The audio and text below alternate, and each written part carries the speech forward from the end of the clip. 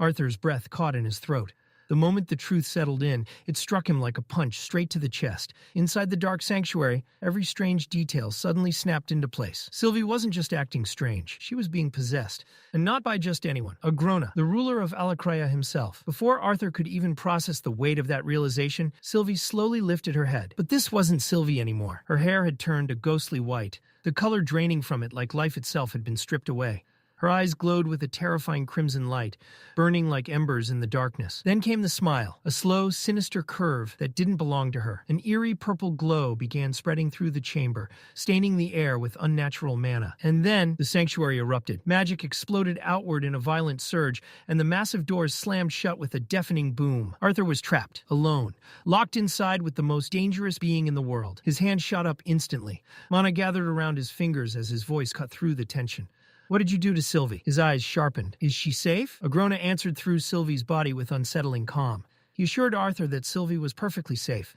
What Arthur was seeing now was nothing more than a spell that had been planted inside her egg long ago. At the moment, Sylvie herself was merely asleep, buried deep within her own consciousness. Arthur didn't lower his guard. Instead, he raised it. With a flick of earth magic, stone rose from the floor, shaping itself into 2 chairs. One for him, one for the monster in front of him. Arthur sat down slowly, his gaze never leaving those glowing crimson eyes. Agrona chuckled. He actually thanked Arthur for the hospitality. Then, with casual amusement, he remarked that conversations always went more smoothly when the other person wasn't actively trying to kill him. Arthur's voice remained cold. Harming me while possessing my bond doesn't seem very effective. Agrona smirked. Hurting Arthur now, he said, would be pointless. With such a small body, he couldn't even use mana arts properly in this form. Then his expression changed. He leaned forward. The amusement faded from his eyes. This, he said, was an important conversation. Agrona admitted that he was glad Arthur was alone, for 2 reasons. First, he had no interest in dealing with Dicathan's leaders, though, he confessed, seeing the terror on their faces when they realized he could invade even the most secure place on the continent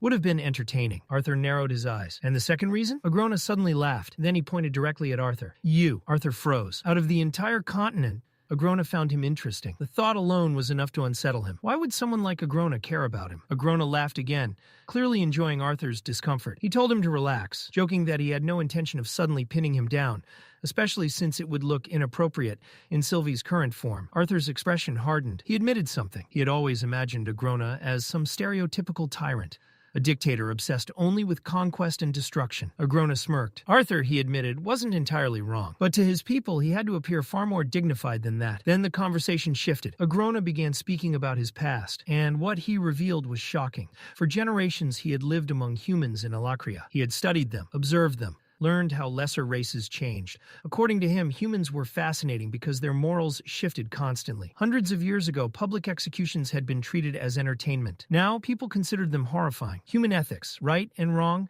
justice and cruelty. All of it changed with time. And ruling humans, Agrona explained, meant adapting alongside those changes. Arthur's anger finally spilled over. He demanded to know what right and wrong meant to Agrona when his retainers had butchered Dicathan soldiers. But Agrona calmly countered. Dicathan had displayed Jagret's frozen corpse like a trophy. Neither side, he said, held the moral high ground. Arthur fell silent. A deeply disturbing realization began forming in his mind. Maybe Alakraya wasn't the slave empire he had always imagined. Agrona's smirk deepened. He had read Arthur's thoughts perfectly. Arthur found it strange that Agrona cared so much about lessers. After all, according to the Asuras, Agrona had been experimenting on humans long before his exile from Epheodus. Agrona's response was chilling. The best lies, he said, are half-truths. Arthur's heart pounded.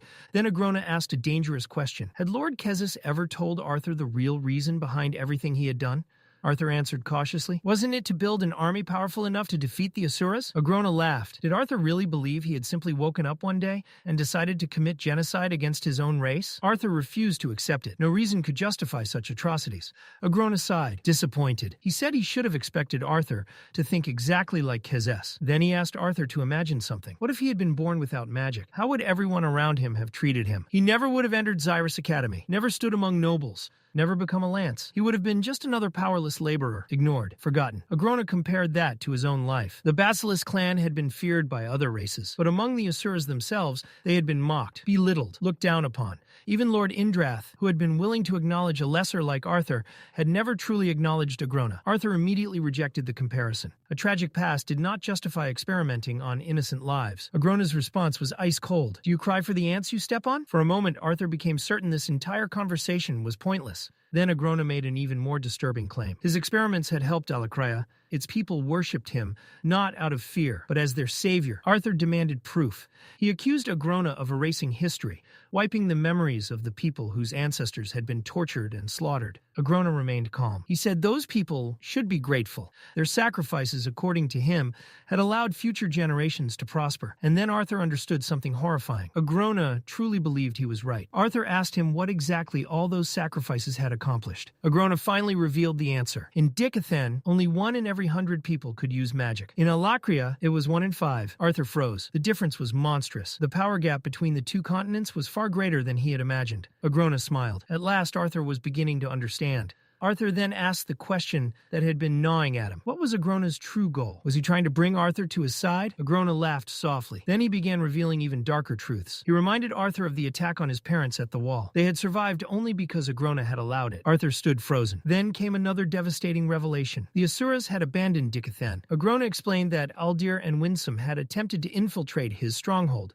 but had been caught. Arthur immediately assumed that meant the treaty had been broken. But Agrona revealed the truth. A secret deal had been made. The Asuras would no longer interfere in this war. Winsome, Aldir, all of them, gone. Arthur felt his entire world begin to collapse. Then Agrona made his offer. Having Arthur willingly join him would be ideal. But for now, he only wanted one thing. Arthur needed to leave the war, disappear, hide. He could even live peacefully in Alakria. The only condition, he must never stand against Agrona's army. Agrona added that until now he had deliberately avoided unnecessary civilian casualties. And Arthur himself had barely survived what had already happened. This, he warned, was only the beginning. Then came the question that cut deepest. What were the odds that Arthur's side could actually win? And even if they somehow did, what guarantee was there that his loved ones would survive to see it? But if Arthur accepted the deal, his family would remain safe. Everyone he cared about would be protected. Agrona told him to think it over. He would leave a spell within Sylvie's body so Arthur could deliver his answer later. But he warned him to choose quickly. The war was moving into its next stage, and it would not benefit Arthur's side.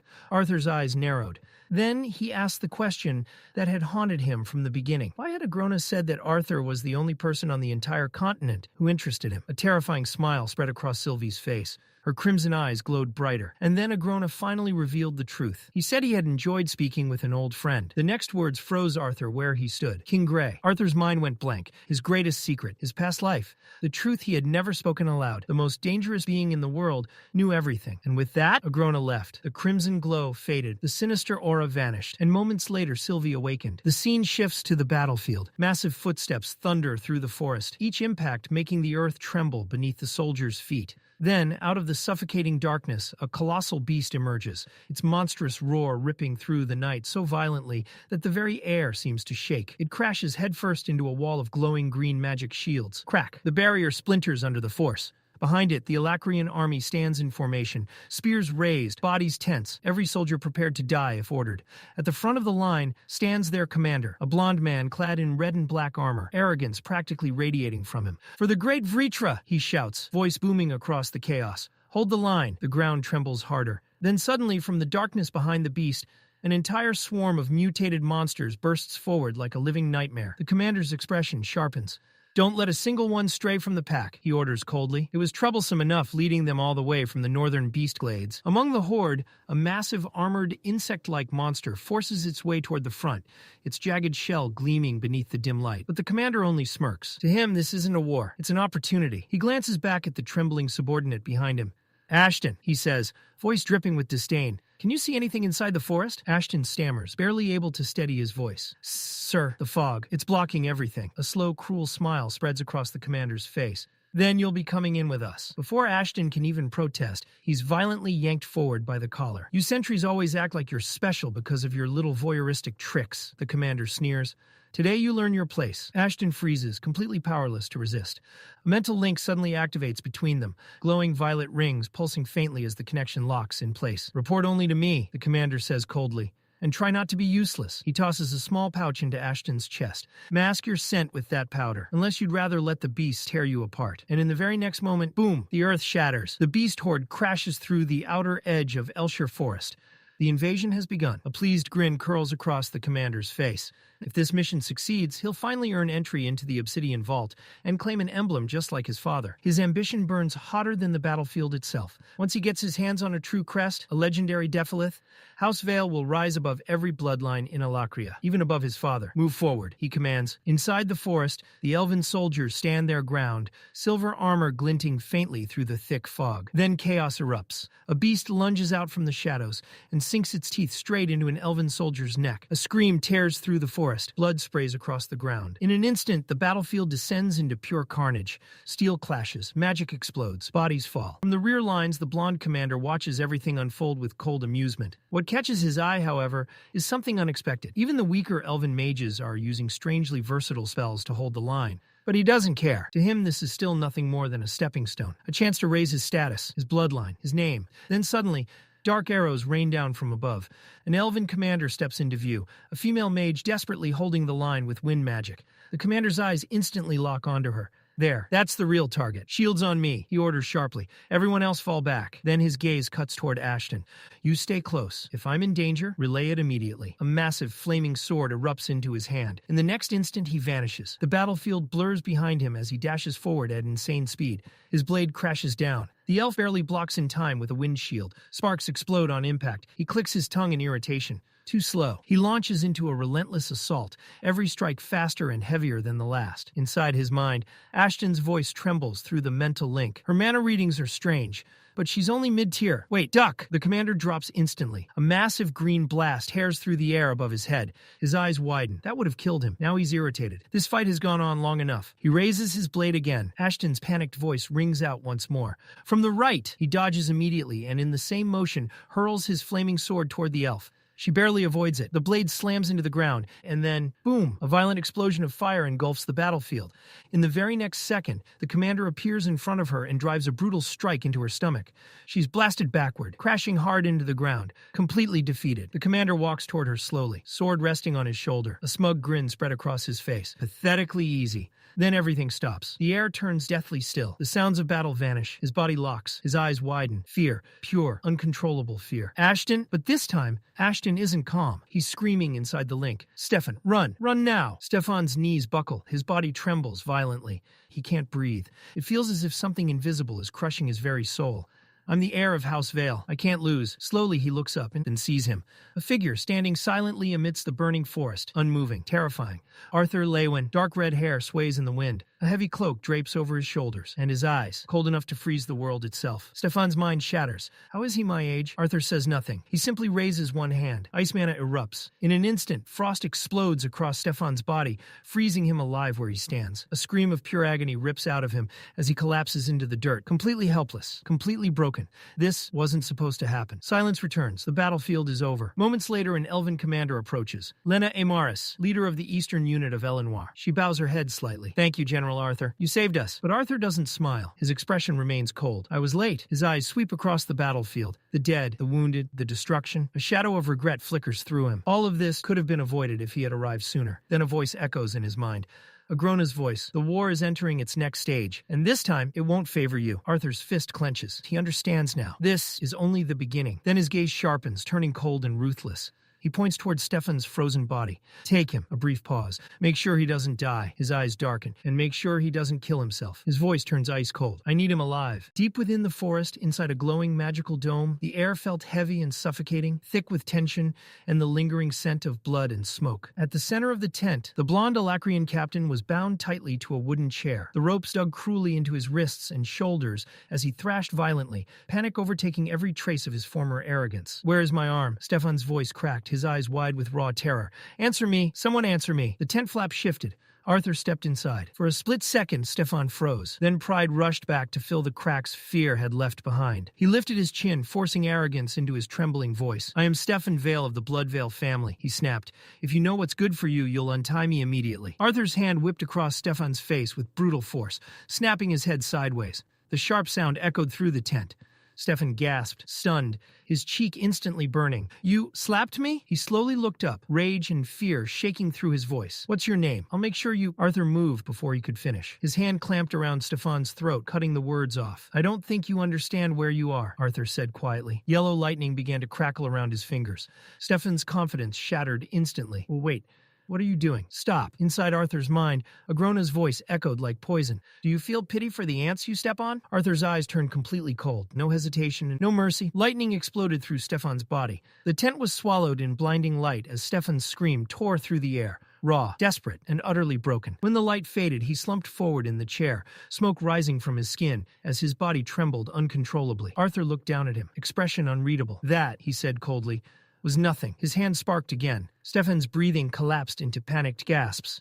No, wait, please, he cried. I'll tell you anything you want. Arthur grabbed the front of his shirt and pulled him upright. I won't kill you if you cooperate, he said, voice flat and terrifyingly calm. How you are treated depends entirely on how honestly you answer. Stefan nodded frantically. Arthur began. Your name, Stefan Vale. Your family. Stefan swallowed hard. Lucia Vale, my sister. Isora Vale, my mother. Karnal Vale, my father. Arthur paused. Karnal Vale. The name stirred something from the memories he had seen through Uto. Then his eyes sharpened. What is the awakening process? Stefan answered quickly, desperate to avoid another shock. It unlocks a child's first mark, allows them to become a mage. Arthur's voice remained steady. What's the difference between a mark and a crest? Stefan hesitated. How did he know this much? A crest is stronger, he said carefully. It grants deeper control over a specific magic type. Arthur gave no reaction, though inwardly he understood the best way to get answers was to make Stefan believe this was merely confirmation. What comes after marks and crests? Emblems, and then regalias. Arthur's gaze hardened. How strong are regalia users compared to retainers? Stefan's face paled. I don't know. I swear on Vritra. My family only has an emblem holder. Arthur noticed the reverence in his voice. They truly worship the Vritra like gods.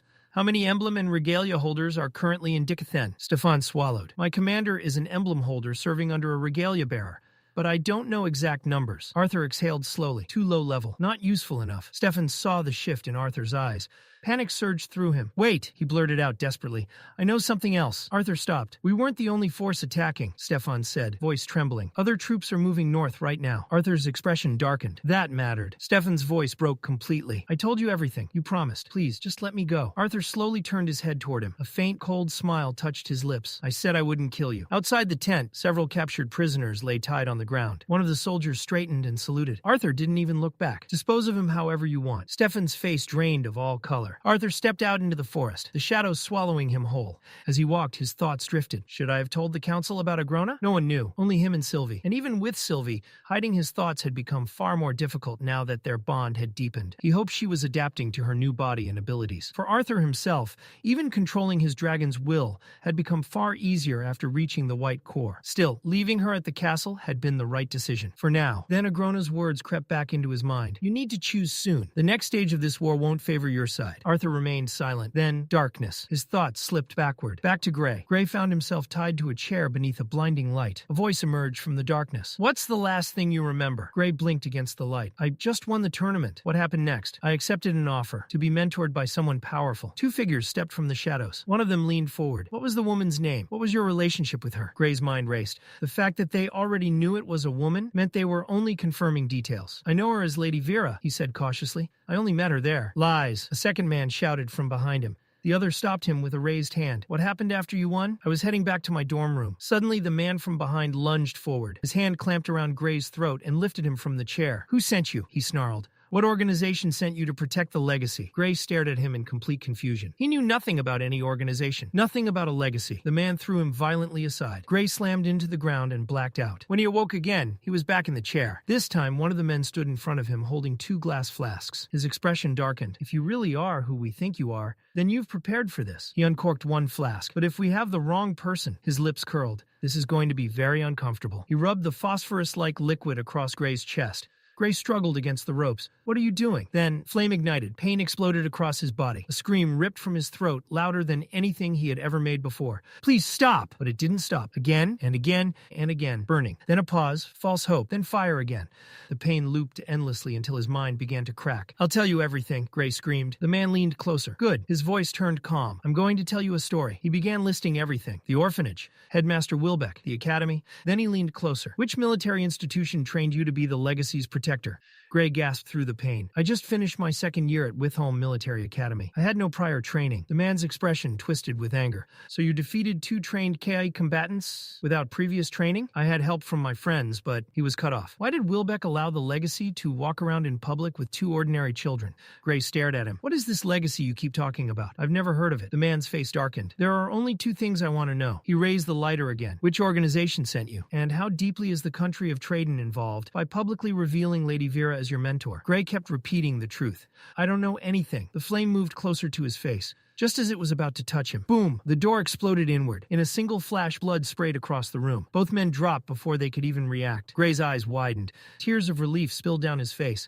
A familiar figure stepped through the doorway. Calm, composed, Lady Vera. She looked down at him softly. You're safe now. The scene snapped back to the present. High above the blood-soaked earth, Arthur cut through the sky like a blade. The sensation of flying still felt almost unreal, even now. The wind rushed past him in fierce currents, tearing at his cloak as he sliced through the clouds, sharp eyes scanning the horizon below. Far beneath him, the endless stretch of forest faded into mist and shadow. He had already left Lena and the elven forces behind, fully trusting General Aya to stabilize the situation in the beast glades. With the forest secured for now, there was no reason for him to remain. He should be heading back to the castle. By now, the transmission scroll should already be carrying the critical information he had extracted from the Alacrian prisoner. And yet, something felt off. The sky felt empty. Arthur exhaled slowly. Without Sylvie flying beside him, the silence felt heavier than it should have. He knew she would be worried. After everything that had happened, she would probably assume he had been dragged back into the nightmares of his past life again. For a moment, the image of the tortured prisoner flashed through his mind. Dark, brutal, unforgiving,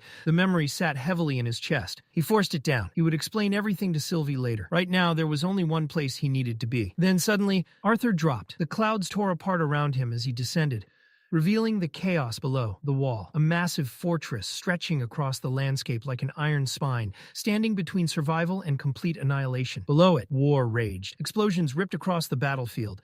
Steel clashed in relentless waves. The roars of mana beasts shook the air. Alacrian forces hammered endlessly against the defenses, like a tide that refused to break. Arthur's eyes narrowed. He had read the reports, but seeing it with his own eyes was something entirely different. This wasn't a battlefield. It was a storm. A stray arrow suddenly shot toward him from below. A soldier's voice shouted in alarm, mistaking him for an enemy descending from the sky. Arthur deflected the projectile effortlessly with a flick of wind mana. Without slowing, he dove. Like a meteor, flames wrapped around his body as he plummeted straight toward the fortress. Then, boom. He crashed into the courtyard in an eruption of fire and force. A massive shockwave blasted outward, kicking up smoke and dust across the stone ground. By the time the haze began to clear, a captain had already dropped to one knee before him.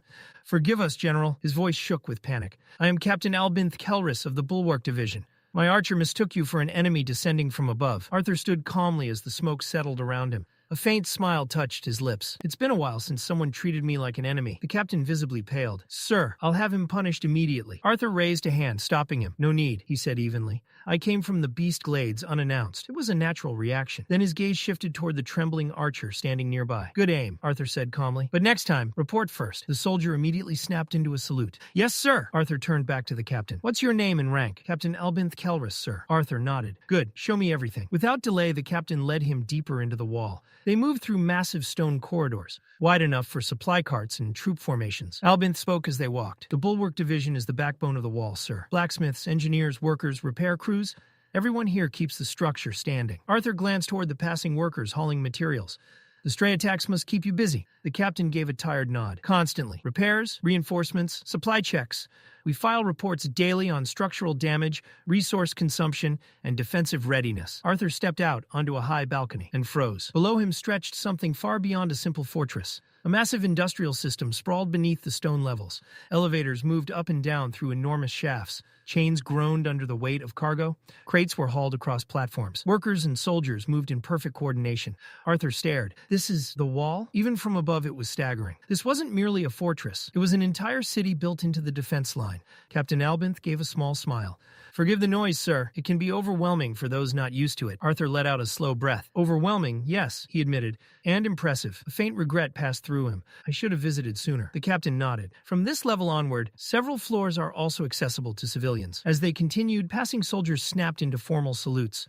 The moment they recognized him, many stiffened in visible panic. "General," Arthur chuckled lightly. "Relax. A normal salute is enough." Then a sudden wave of heat hit him. Arthur stopped mid-step. "Is there a fire somewhere?" Albinth smiled. "We're passing the main forge." Arthur looked down over the railing. His eyes widened. A gigantic molten chamber glowed beneath them. Massive metal pillars slammed rhythmically onto blazing steel. The sound thundered through the structure. Then he noticed something else. Mages. Several earth and gravity mages were lifting entire metal frames and machinery components with magic, dropping them with incredible force and precision. Arthur stared in stunned silence. It reminded him almost exactly of the old steam-powered hammers from Earth. A small smirk tugged at his lips. Even here, magic drove industry. Eventually, they exited the forge level and stepped into something Arthur hadn't expected at all. A marketplace. Loud, busy, alive. Merchants shouted prices. Soldiers bartered for gear. Civilians moved through the bustling streets. Arthur's eyes widened. This place is thriving. Captain Albinth nodded. There's no law-enforcing service here. Instead, the military pays adventurers to fight. He gestured toward the rows of shops. The merchants sell to them. Then the military taxes the merchants and cycles that revenue back into the war effort. Arthur looked around again. A self-sustaining war economy? A perfect loop. A faint smile appeared. Brilliant. They eventually reached the central courtyard. Ahead stood a massive command tent, heavily guarded and surrounded by armed officers. Captain Albinth stopped. "Perfect timing, sir.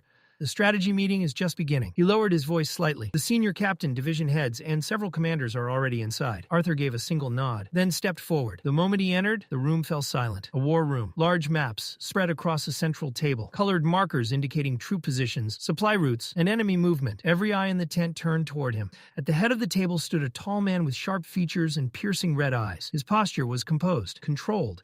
But there was something calculating in the way he looked at Arthur. The man spoke first. "Welcome, General Arthur Leywin." His voice carried calm authority. "It is an honor to finally have a lance here at the wall." He gestured toward an open seat, his gaze still cold and sharp. "I am Trotius Flamesworth." His expression remained unreadable. "Senior captain of the wall." High above the clouds, within the quiet stillness of the floating castle, a rare and fragile moment of peace unfolded, one untouched by the chaos consuming the world below. Ellie knelt on the smooth wooden floor, her hands stretched out in encouragement, a bright, patient smile on her face. "Come on, you can do it," she said softly. A few steps away stood Sylvie, still adjusting to her human form. Barefoot and unsteady, she wobbled slightly, her long white hair cascading over her shoulders. Frustration shimmered in her golden eyes as she shifted her weight, clearly struggling. "I can't," she muttered, her voice small but stubborn.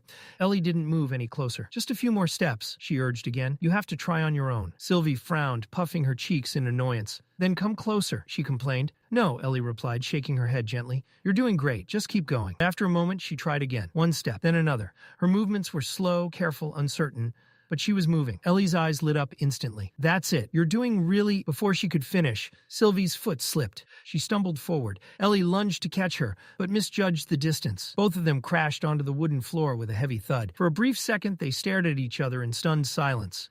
And then, without warning, burst into laughter. A simple moment, warm, carefree, a moment that felt impossibly distant from the war raging beyond the castle walls. Far away, that peace did not exist. Inside the war council at the wall, the air was thick with tension. Officers stood gathered around a massive circular map, voices low but urgent. Every movement carried weight, every word sharpened by the reality of war. At the head of the table stood Trotius Flamesworth, his sharp red eyes sweeping across the room with cold precision. A captain stepped forward, pointing toward marked positions. "Based on our latest reports, 5 units are stationed here, and 3 more advancing from the east." Trotius didn't nod. Instead, his gaze locked onto her. "Captain Kruer," he said flatly, "how accurate is your dungeon-clearing timeline?" Kruer hesitated slightly. "Fairly accurate, taking into account 1 week is too long." The interruption cut clean through the room. Arthur stood silently to the side, watching. Throughout the meeting, his attention never left Trotius. Every decision, every tone, every shift in posture, Arthur studied it all carefully. "The number of corrupted beasts is increasing," Trotius continued,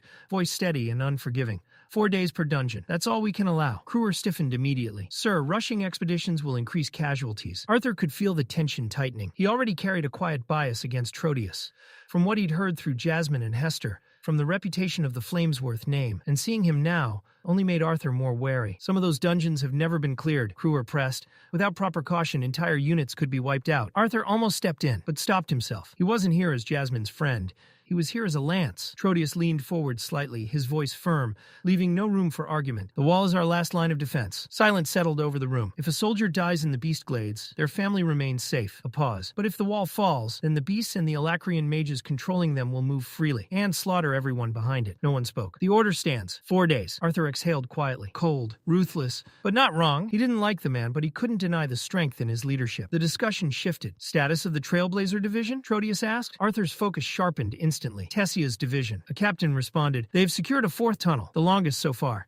The entrance is hidden near a riverbank. Earth mages are reinforcing it. It should be ready for use within a week. Reduce the workforce by a quarter, Trotius ordered without hesitation. Begin night shifts. After losing a route last week, underground paths are our priority. Again, decisive, immediate. Teleportation gates? Trotius continued. Kruer answered, We've assigned only 1 scouting unit so far. Progress is slow. Arthur finally spoke. Teleportation gates? Trotius turned slightly toward him. The attacks are constant. Troops are deployed daily, he explained. Currently, the only way to reach the beast glades is through unstable underground tunnels. Slow, dangerous, and inefficient. He gestured toward the map. But with the new rail line connecting the wall to Blackbend City, we gain access to a teleportation gate. If we locate hidden gates within the beast glades, we can connect them, allowing instant troop movement. Arthur frowned slightly. And you're certain those gates exist? We're not, Trotius replied bluntly, which is why we're committing limited resources. Arthur's eyes drifted to the documents spread across the table. Ancient relics, teleportation gates, the floating castle, Zyrus City, remnants of an older age, massive stone arches carved with indecipherable runes, structures so advanced that entire cities had been built around them. Modern artificers could manipulate and connect them, but creating one from scratch was still far beyond reach. How are you tracking them? Arthur asked. Trotius answered without hesitation. They emit faint fluctuations of mana across all elements. Subtle enough to blend into the environment, difficult to detect. Arthur understood immediately. That wasn't just difficult.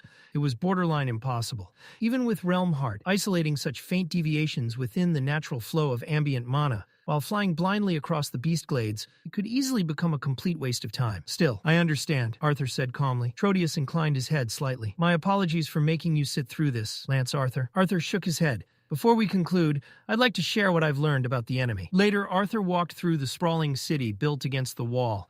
On the surface, it looked alive. Merchants calling out, armor clanking, voices filling the air. But beneath it all, fear. It lingered in hurried footsteps, in guarded expressions, in forced conversations meant to feel normal. Everyone knew the truth. The war was right outside. A distant explosion shook the ground.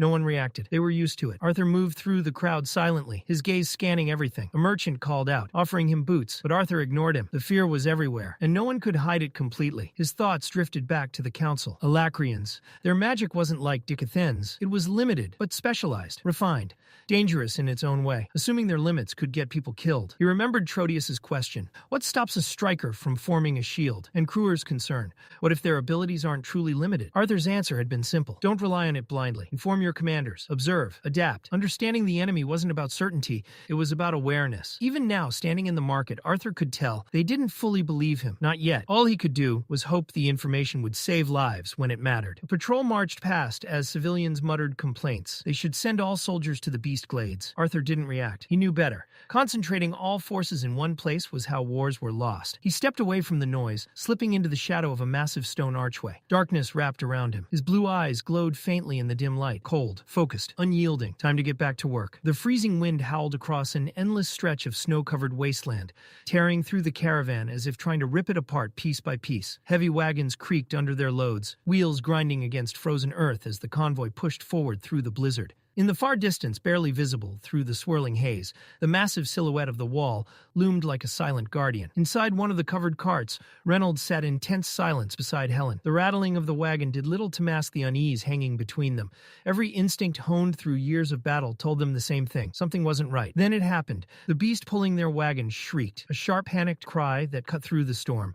Reynolds moved instantly. Stay alert, he barked, but the warning came a second too late. A violent explosion tore through the snow ahead, flames erupting as the lead wagon was swallowed whole. Fire and debris scattered across the frozen ground. Another ambush, Reynolds roared, already drawing his weapon. As the smoke cleared, Angela's sharp eyes caught movement. There, in an instant, the twin horns snapped into formation. Angela raised her staff and a powerful green vortex spiraled outward, wind roaring as it formed a protective barrier around the caravan. The storm itself seemed to bend under her control. From within the blizzard, shadows descended. Alacrian assassins. They moved like phantoms, fast, precise, lethal. Protect the supplies, Reynolds shouted, his voice cutting through the chaos. Durden surged forward, slamming his foot into the ground as stone erupted upward, forming a defensive line that bought the others precious seconds. Helen moved next. With a swift motion, she leapt onto a rising pillar of ice, her bow already drawn, her eyes locked onto a target slicing through the air. Jasmine, moving with terrifying speed as glowing daggers spun from her hands like streaks of light. The assassin deflected them mid-air. Helen didn't hesitate. Arrows followed immediately, cutting through the storm. But before they could land, a massive shadow swallowed the battlefield. Another assassin descended from above, riding a monstrous winged beast. Before it could strike, Angela reacted. A sharp gust of wind sliced through the air, smashing into the creature's wings and sending it spiraling downward. It crashed violently into the snow. A jagged spike of stone erupted from beneath the beast, impaling it straight through the chest. Blood sprayed across the white snow. "Reynolds, stop him!" Helen shouted. Another assassin had already broken through, charging straight toward the supply wagons. Reynolds stepped forward without hesitation. His gauntlet ignited, flames roaring to life, wrapping around his arm like a blazing inferno. The assassin struck first, deflecting the attack and barking an order for Reynolds to move aside. Reynolds didn't budge. Above them, Helen's arrows rained down, forcing the assassin to raise a wind barrier. That moment was enough. Reynolds drew in all his strength. His fist burned brighter, like a falling star. Then he moved, a single devastating punch. The barrier shattered. The assassin was blasted backward, crashing into the snow as smoke rose from his chest. And just like that, silence. The storm howled again, but the battle was over. Reynolds stood there, breathing heavily, steam rising from his body. Then he looked up. A figure approached through the snow. Arthur, calm, unshaken, dragging a captured assassin by the collar as if it weighed nothing. "I left this one alive," Arthur said simply, "for questioning." He added almost casually that soldiers would be sent to retrieve the fallen beast for research. The veteran stared at him in stunned silence. Then Reynolds broke it, laughing loudly as he threw an arm around Arthur's shoulders. "Hard to believe sometimes," he said with a grin, "that you're a lance now." Not long after, the massive gates of the fortress groaned open. The caravan finally passed into safety. Arthur walked beside them, his gaze drifting toward his parents. Their movements flawless, every step, every reaction, perfectly in sync from years of fighting side by side. And yet, a quiet fear settled in his chest. How long can they keep this up? That night, warmth replaced the cold. Inside a crowded tavern, the tension melted into laughter, clinking mugs, and the comforting noise of life continuing despite the war. Reynolds leaned forward, studying Arthur carefully. "I can't even sense your core anymore," he admitted. "Just how strong did you get?" Arthur gave a small, calm smile. "I reached white core." For a moment, silence. Then the entire room erupted. Reynolds pulled him into a tight embrace, pride unmistakable in his voice as he laughed. Arthur closed his eyes briefly. Peace. Something he hadn't expected to feel again. They talked about Ellie, about home, about the letters that had grown fewer over time. That's when Arthur realized something. Ellie had barely been replying. Alice smiled softly, though there was a hint of concern behind it. "She's in that phase," she said gently. "Most of her replies are just, 'I'm okay,' or 'I'm alive.'" Arthur frowned slightly. He suggested visiting her, knowing that's what Ellie truly wanted. But Helen shook her head. "Security's tightened. Only high-ranking officials can use the teleportation gates now." Arthur immediately offered to take them himself. But Alice stopped him. "We don't want to burden you," she said. "A new transport system is being built. It'll be easier soon." Arthur didn't look convinced. His voice tightened. "The roads are getting worse. You were just attacked." Reynolds waved it off with a shrug. "No one got seriously hurt. And that was enough," Arthur snapped. "What about next time?" The room fell quiet. He reminded them. Jasmine, Durden. They had been knocked unconscious before. "I'm not the only one worried," Arthur said, his voice tightening. "Ellie is too." Silence settled heavily over the table. Angela stood abruptly. "I think I left something in the carriage." Helen followed her out without another word, giving them space. Alice looked at Arthur, calm but firm. "Our responsibilities may not be as great as yours," she said softly, "but we're still doing our part." Arthur shook his head, frustration bleeding through. "You're risking your lives." Alice's reply was gentle but unyielding. "So are you." "I can handle it," Arthur shot back. A sharp sound cut through the air. Reynolds slammed his hand against the table. His expression hardened. "Do you even hear yourself?" he said, voice burning. "You risk your life every day, but expect us to sit back and do nothing?" Arthur's voice cracked. "I'm fighting to protect you. What if you're not there next time?" he continued, emotion spilling over. "What if something happens? What if Ellie—" He stopped. Too late. Just like Adam, the name hung in the air like a blade. Reynolds' expression turned cold. "That's enough." His voice dropped, steady and sharp. "Protecting family matters," he said, locking eyes with Arthur. "But so does living with purpose." His tone hardened. "Dickathan might not be your only home, but it's ours." A pause. "And if fighting means dying so Ellie can live a better life, then so be it." Those words hit harder than any attack. Arthur had no response. None. His parents stood and walked away, leaving him alone at the table. His hands trembled. The wood beneath his grip cracked under the pressure. Everything inside him, fear, anger, helplessness, boiled over. In the next instant, he vanished. A massive shockwave tore through the tavern as Arthur shot into the sky, disappearing into the freezing darkness above. Arthur stood alone at the summit of a jagged mountain. The world stretched endlessly beneath him. Far in the distance, the city glowed like a sea of scattered stars, its lights flickering against the darkness of night. From up here, everything seemed quiet, distant, almost peaceful. But that peace didn't reach him. A sudden sound broke the silence. Stone shifted. Arthur's eyes narrowed as his gaze snapped toward the edge of the cliff behind him. A hand appeared, gripping the rock, fingers digging into the mountain's edge as someone pulled themselves upward. For a brief moment, Arthur tensed, caught off guard. Then a head peeked over the ledge. Seriously? It was Jasmine. She hauled herself up with a final push, brushing dust off her clothes as she straightened, clearly annoyed. "You could at least have some respect for people who can't fly," she said, exhaling sharply as she glanced around. "So this is where you ran off to last night?" Arthur blinked, slightly surprised. "We've been looking for you all day," she continued, crossing her arms. "And by the way, the inn owner is still panicking over the mess you left behind." Arthur let out a quiet breath, guilt flickering across his face. "I'll send something to make up for it," he said calmly. "A proper gift." Then after a pause, he looked at her. "How did you even find me?" Jasmine smirked faintly. "Don't underestimate your mentor." Arthur gave a small, knowing smile. "I never have." For a moment, the tension eased. Jasmine stepped closer, the wind tugging lightly at her hair as she studied him. "How long were you at the wall?" she asked. "I just arrived yesterday," Arthur replied. The air had grown colder, the mountain winds biting sharper as the night deepened. Without thinking, Arthur raised his hand slightly. A small flame flickered to life in his palm. The warmth spread subtly between them, pushing back the chill. Jasmine glanced at it, then back at him. "Did you meet my father?" Arthur nodded slightly. "I walked in on one of his meetings." He hesitated briefly. "Did you see him?" Jasmine let out a quiet, humorless breath. "No," she said. "Despite going back and forth to the wall so many times, I haven't even crossed paths with him once." There was no anger in her voice, just something quieter, more distant. She shook her head slightly, then looked back at Arthur. "I'm not going to pry into whatever happened at the inn," she said, her tone softening just a bit. "But there's something you need to understand." Arthur stayed silent, listening. "Your parents care about you. A lot," she continued. "About you and Ellie." A faint smile tugged at her lips. "Every time your father meets someone new, he somehow finds a way to bring you up. Talks about his Lance son like it's the greatest achievement of his life." She rolled her eyes slightly. "It's kind of annoying, actually." Arthur couldn't help it. He smiled. "I know they care," he said quietly. Jasmine's expression shifted, her tone grew more serious. "That's not all." Arthur's smile faded slightly as he looked at her again. "No matter what they say, Reynolds and Alice still blame themselves," she said, "for Adam." The wind seemed colder now. "They feel guilty," Jasmine continued, "for not being there, for not being able to protect him." Arthur's gaze dropped slightly, his expression tightening. Jasmine didn't stop. "And don't forget what happened to your mother before you were born," she added. "What happened to Lenza? It broke her. She couldn't even use her magic properly for a long time. Not for anything beyond minor injuries." Arthur nodded slowly. "I know," he said. "That's exactly why I wanted them to stay at the castle, somewhere safe, away from all of this." His voice tightened, but instead, they chose to throw themselves right into the middle of it, traveling back and forth through dangerous territory like it's nothing. Jasmine watched him carefully. "What they're doing now," she said quietly, "it's not just for you and Ellie." Arthur looked at her again. "It's for themselves, too." She paused, choosing her words carefully. "They're trying to move past their mistakes, their fears. They want to become better, stronger, not just as fighters, but as parents." Arthur said nothing for a moment. Then he exhaled slowly. "I was being selfish," he admitted. The words didn't come easily, but they were honest. "Maybe," he continued, quieter now, "maybe all of us just need time to adjust." Jasmine gave a small nod. "Just don't let things end up like they did with me and my family," she said. Arthur frowned slightly. "There was a time we could have fixed things," she admitted, "but I kept running, and my father was too proud to reach out." Her gaze drifted briefly toward the distant city lights. "And now, that chance is gone." Silence settled between them. Then Arthur smiled faintly. "Thanks," he said sincerely. Jasmine snorted lightly. "You better be," she replied.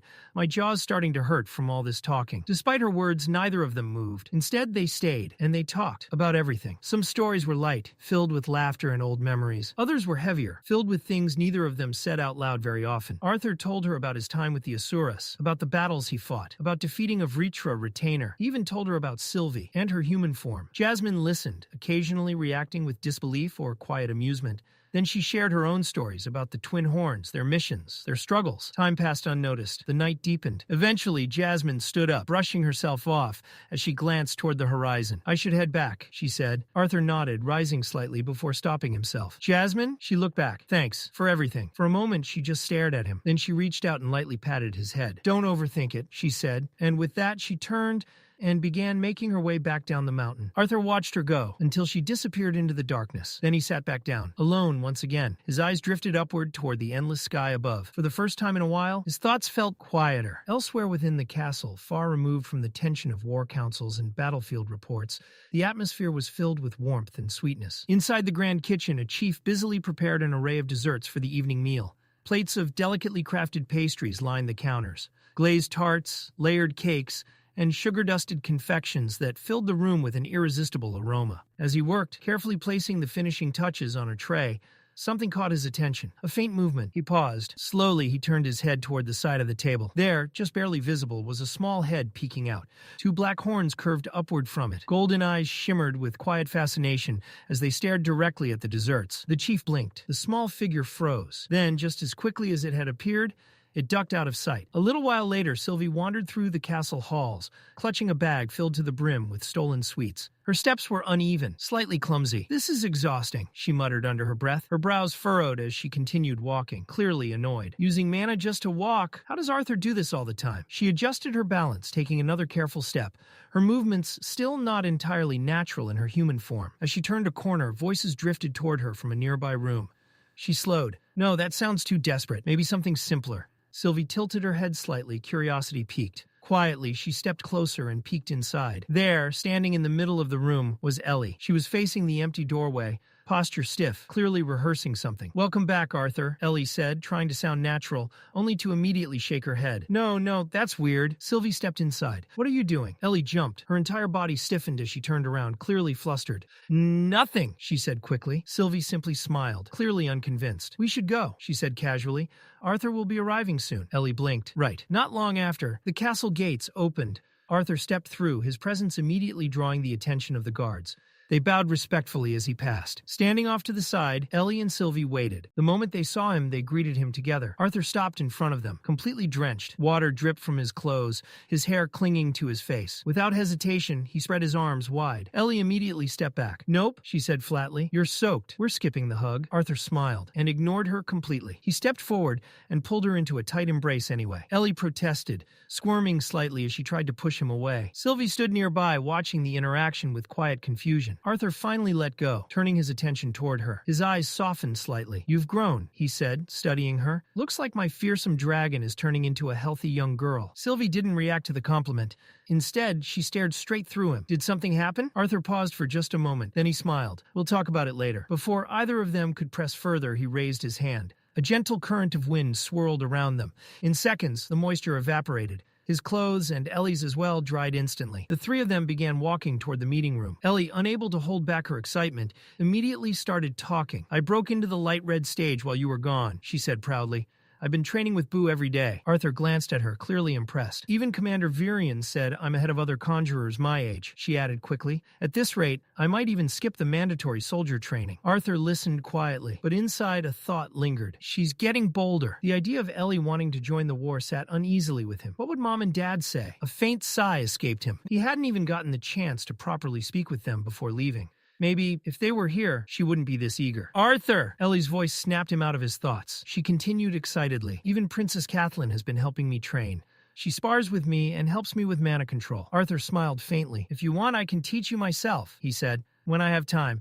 I was a professor at Xyrus Academy, after all." Ellie frowned immediately. "Yeah, but only for a semester." Arthur blinked. "What's that supposed to mean?" Ellie crossed her arms.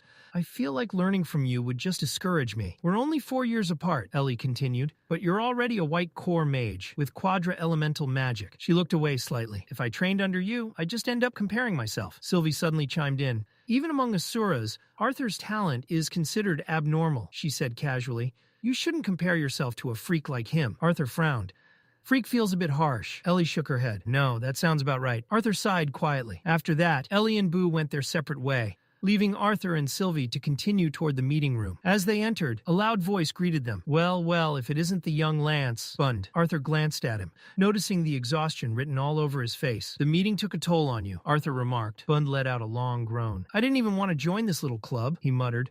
"But what can you do?" He shifted slightly, clearly uncomfortable. "My backside hasn't hurt this much since my mother used to whip me as a child." Arthur almost smiled. One by one, the others arrived. Arthur greeted them as they took their seats. Queen Priscilla spoke first. "You You've arrived at a perfect time. King Glader followed. We've been waiting for your return. Your report requires discussion. Virion leaned back with a smirk. You didn't really think you'd get out of this meeting, did you? Arthur sighed. That's exactly why I sent a transmission scroll with all the details. Virion ignored the remark. The meeting began. Your report mentioned 2 separate but coordinated attacks near Elenoir, Virion said. Is that correct? Arthur nodded. It is. There's nothing further to add. King Blaine spoke next. Then we maintain current troop distribution and send reinforcements to Elshire Forest only when necessary. Queen Mariel immediately frowned. That implies you don't consider elven territory worth defending. Blaine's expression hardened. This was a minor incursion, he replied. Compare that to the daily assaults on the wall. Protecting Sapin takes priority. King Alduin's voice cut in. No one is arguing against defending Sapin, he said firmly. But elven soldiers are already stationed there. Shouldn't there be consistent defense for our own borders as well? Queen Priscilla spoke calmly. The forest itself is a defense. The mana fog has protected it for centuries. Those invaders would have gotten lost and died long before reaching any city. Alduin's restraint snapped. There are still tribes living outside the cities. His voice rose. By your logic, we should abandon Sapin's outer cities, too. Blaine slammed his hand down. That comparison is absurd. The tension in the room spiked instantly. Voices rising, arguments clashing, until... Enough! Virion's voice cut through everything like a blade. Silence fell. He looked at both sides, his expression sharp. We will not reduce ourselves to this. A pause. Then he spoke again, calm, controlled. Based on attack patterns, Sapin remains the primary target. The most direct path to major cities runs through the Grand Mountains and the Wall. He folded his hands. Maintaining priority there is the correct decision. Alduin said nothing. Even if it hurt, he understood. Virion continued. For Elenoir, we will reassign several Trailblazer units to southern dungeons. If another incursion occurs, they will surface and reinforce immediately. King Blaine gave a firm nod. The forest remains a natural defense. Alduin exhaled slowly and said nothing more, even if he wanted otherwise. This was the best decision for the continent. Deep within the veiled expanse of the Elshire Forest, where the fog twisted like a living maze and the air itself felt heavy with mana, a group of Alacrian soldiers moved with careful precision. At the center of the group, one soldier stood, with his palm pressed firmly against the bark of an ancient tree. His eyes were shut tight in concentration. Mana pulsed faintly from his body, seeping outward in controlled waves as he focused on something far more complex than a simple spell. Not far from him, another soldier shifted impatiently, glancing around at the dense fog that swallowed everything beyond a few meters. How much longer? He asked, his voice low but edged with tension. Your veiling barrier isn't going to hold forever. The soldier at the tree didn't respond immediately. His breathing grew heavier as he pushed more mana into the spell. The faint glow around his hand intensified, spreading slowly across the surface of the tree like creeping veins of light. Just a little more, he finally muttered, his voice strained. Covering this wide of an area? It's not easy. The others exchanged uneasy glances. They all understood the risk. The Elshire Forest wasn't just dangerous because of the beasts or the enemy. It was the forest itself. The mana-laden fog distorted perception, twisted direction, and drained even seasoned mages if they weren't careful. And yet, they were here, deliberately forcing their way through it. Suddenly, the glow surged. The mana coating the tree flared brightly for a brief moment, before settling into a steady, controlled pattern. Intricate lines of energy spread across the bark, forming a network that pulsed faintly. The soldier exhaled sharply, his knees nearly giving out as he pulled his hand away. It's done, he said, his voice hoarse but filled with relief. The process is complete. The moment the final surge of mana settled into the tree, one of the soldiers standing nearby let out a breath he didn't realize he had been holding. Relief quickly turned into excitement, and a grin spread across his face. Finally, he said, almost laughing, now we can move on to the next phase. Not yet. The mage Circe cut him off instantly, his voice calm but firm. Though exhaustion weighed heavily on his body, his eyes remained sharp, focused. There's still one final point left to unlock. The brief spark of celebration died just as quickly as it had appeared. Without wasting another second, Circe stepped forward and crouched, pressing his palm flat against the cold, damp ground. His fingers dug slightly into the soil as he began channeling mana once more. This time, however, the flow was different, deeper, more concentrated. A low hum began to resonate beneath them. At first, it was faint, barely noticeable. Then it grew. Mana waves rippled outward from the point of contact, spreading through the earth like invisible shock waves. The ground beneath their feet trembled subtly, as if something ancient had been stirred awake. Suddenly, a sphere of shimmering mana burst into existence, enclosing the 3 soldiers within its boundary. At the same time, glowing lines etched themselves across the forest floor, connecting the points they had established earlier. One line, then another, and finally the last. A perfect triangle formed beneath them, each corner pulsing with faint, synchronized energy. Circe exhaled slowly, pulling his hand away as the structure stabilized. realized. The 3-point array is complete, he said, his voice quieter now but laced with satisfaction. One of the others let out a low whistle, clearly impressed. Not bad, he muttered. You actually pulled it off. Another quickly stepped in, his tone more urgent. Then we shouldn't waste time. If any elves pick up even a trace of this, we're finished. Cersei gave a small nod. He closed his eyes again, but this time, not to cast. Instead, he searched. His senses stretched outward, weaving through the dense, mana-saturated fog of the Elshire forest. Every fluctuation, every distortion in the ambient mana brushed against his awareness. It was like trying to read ripples in a storm-tossed ocean. Chaotic, unstable, and incredibly difficult to interpret. For a few tense seconds, no one spoke. Then slowly, Cersei lifted his hand and pointed. That way. The others didn't question him. They moved immediately. The deeper they traveled into the forest, the heavier the fog became. What had once been a hazy obstruction now thickened into something almost tangible, clinging to their skin, distorting their vision. Shapes warped at the edges. Sounds carried strangely, echoing from directions that didn't make sense. Time itself seemed to lose meaning. One of the soldiers exhaled quietly, his voice low, almost to himself. How long has it been since we started this mission? No one answered, because none of them knew. They continued forward, marking trees along the way, each one carefully etched with faint traces of mana, subtle enough to avoid detection, but strong enough to guide their return. But as they moved deeper, the forest began to change. The first body appeared without warning, a fallen soldier half buried beneath roots and leaves, his armor torn apart. Then another, and another. Corpses of their own forces littered the paths ahead, silent reminders of how many had already failed. The group didn't stop. They couldn't. Each step forward carried them past more of the dead, deeper into territory that felt increasingly hostile, increasingly alive. Then, stop. The command came sharp and immediate. All three froze. Just ahead of them, partially obscured by fog, the ground dropped away into a massive pit. Jagged spikes jutted upward from its depths, twisted into unnatural shapes. One of the soldiers stepped closer, narrowing his eyes. Those aren't natural, he said quietly. Those spikes, they've been shaped. Plant magic, another muttered. A tense silence followed. Then suddenly, you said this path was safe. The accusation snapped toward Cersei like a blade. He didn't react outwardly, but irritation flickered beneath his calm expression. There's no such thing as a completely safe path here, he replied evenly. We needed to move. Now we stop, and I find another route. The tension lingered, but no one argued further. They turned, shifting direction once again. As they moved, Cersei's thoughts grew heavier. Navigating the forest alone was already difficult, tracking mana fluctuations, maintaining hidden arrays, staying undetected, but doing it while being questioned, doubted. It made it harder to focus, more frustrating. Still, he pushed forward, because failure wasn't an option. Eventually, they came to a halt in a relatively open patch of ground. Rest, one of them said. No one argued this time. They sat pulling out rations, the silence between them filled only by the distant whisper of the forest. One of them broke the quiet. We didn't place as many arrays as planned today, he said, chewing slowly, but we've made it deeper than expected. Cersei nodded faintly. It's harder than it looks, he replied. Even the smallest mana leak, and the elves will detect it immediately. Every array has to be perfect. Still, another voice cut in, sharper this time. We could have gone further if you weren't so slow. Cersei didn't respond. Before the tension could rise again, a more energetic voice broke through. Hey, relax, Cole. He leaned forward with a grin, holding out a piece of food. Here, I saved the biggest piece for you. Cersei hesitated for a moment before taking it. Each of them treated him differently. Criticism, praise, encouragement, and somehow all of it irritated him. Cole turned toward another member of the group. Fane, you too, he said. Don't act like you don't need rest. Fane didn't even look up. I'd rather finish the mission, he replied coldly, than sit around wasting time. Cersei watched them quietly. He had only joined this team a few weeks ago. The others had trained together for years. Their coordination, their understanding of each other, it was built over time, through countless missions. He wasn't supposed to be here. If their previous sentry hadn't died, if he hadn't awakened his emblem at that exact moment, he would still be somewhere else. Not here, not carrying this burden. A soft voice cut through his thoughts. We can't go any deeper safely, said the purple-haired girl, her tone firm. Not until Cersei's emblem recovers. Her words settled heavily in the air, because everyone knew what that meant. The success of this mission depended on him. Cersei lowered his gaze slightly, the weight pressing down harder than before. One of the others exhaled,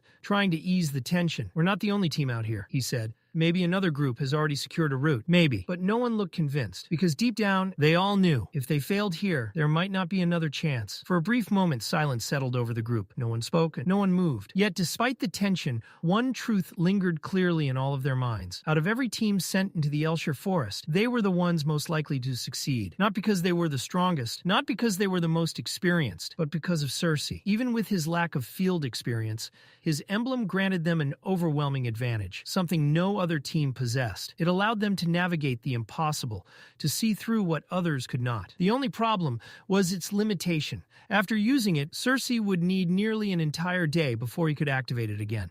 A single use, a single chance, and everything depended on how well he used it. Cersei exhaled slowly, steadying his thoughts. I'll do it now. The others immediately went quiet, their attention snapping toward him. Closing his eyes, Cersei reached inward, past the exhaustion, past the pressure, and activated his emblem. A faint glow pulsed from his body. Then, something separated. A ghostly figure, pale and translucent, slipped out from him like a shadow peeling away from its source. It hovered for a brief second before drifting forward, silent, undetectable. None of the others could see what it saw, but they could feel the shift in the air. Cersei's voice came low, controlled. The mastery of true sense allows me to perceive all 4 elemental mana particles, he explained. But for this, I only need wind. The spectral form surged forward. It moved through the forest like a whisper, gliding past trees, slipping through dense fog, crossing terrain that would have taken hours, no, days, for a physical body. Everything was laid bare before it, the flow of mana, the subtle disturbances, the faint trails left behind by life and death. Then, a structure, small, faint, but unmistakable, a town. The ghostly figure lingered for only a moment before retreating, racing back through the same path it had taken. Cersei's eyes snapped open. He inhaled sharply, his body tensing as the connection snapped back into place. For a brief second, the world seemed disoriented, blurred. Then it stabilized. Well, one of them asked immediately, did you find anything? Cersei nodded, still catching his breath. The kingdom is still too far from here, he said, but I found something else. All eyes were on him now. A large area, dense with mana fluctuations, he continued. About a day's travel from our current position. Relief spread through the group almost instantly. So we're on the right path, someone muttered. All of this wasn't for nothing, another added quietly. For the first time since entering the forest, a sense of direction returned. Fane, the black-haired soldier, crossed his arms and gave a faint smirk. Well, he said, his tone laced with dry sarcasm. Looks like that Millview bloodline of yours isn't completely useless after all. His gaze sharpened slightly. I was starting to doubt it. Before Cersei could respond, the ground trembled. A sudden, violent shake rippled through the forest. All of them snapped into motion instantly, weapons drawn, mana rising. Cersei's senses expanded reflexively, scanning the surroundings. 3, he said quietly. The others tensed. Elves, he added. The air grew heavy. They weren't alone anymore. The scene shifted. Back inside the castle, within the War Council chamber, the atmosphere was just as tense, though far more controlled. Arthur stood before the gathered leaders, his expression calm but firm. Now that the matter of the Elenoir forest has been addressed, he began, I'd like to update the council on the information I've gathered from recent interrogations. The room quieted. All attention turned toward him. Arthur didn't hold back. He explained everything, from the rune-based systems of power to the structured hierarchy of marks, crests, emblems, and regalias, from their methods of awakening to their combat styles on the battlefield. When he finished, a brief silence followed. Virion was the first to speak. It seems, he said slowly, we've been underestimating the Alacrian mages until now. King Blaine frowned slightly at that. Underestimating, he questioned. Learning that their magic has limitations only proves we've been overestimating them. King Alduin nodded in agreement. It clearly exposes a weakness in their tactics, he added. But before the discussion could settle in that direction, Boone spoke. It's not that simple. His voice cut cleanly through the room. On the surface, it might seem like a weakness, he continued. But based on Arthur's findings, their methods of awakening and training are far more advanced than ours. The room stilled again. Bund leaned forward slightly. This is speculation, he admitted, but with their system of marks and crests, Alacrian mages appear to hyper-specialize. He paused briefly, letting the idea sink in. They dedicate their entire lives to a single spell, refining it, evolving it, perfecting it. A few expressions shifted. In contrast, Bund continued, Dicathen mages learn a variety of spells within their elemental affinities. He shook his head slightly. But on the battlefield, a soldier who is exceptional at one thing can be far more dangerous than one who is merely versatile. Far away, deep within the forest, Cersei's team proved that exact point. The moment the elves revealed themselves, the Alacrian soldiers moved in perfect synchronization. Each one used a single spell, but together they became deadly. One controlled the field, another disrupted movement, the third delivered the finishing blow. In mere seconds, it was over. The elven mages didn't stand a chance. Back in the council chamber, the weight of Boone's words settled heavily. Silence followed. Then, we need to distribute this information immediately, Boone said. To our captains, to the guilds, to the military academies. Arthur spoke calmly. I've already stopped by the wall, he said.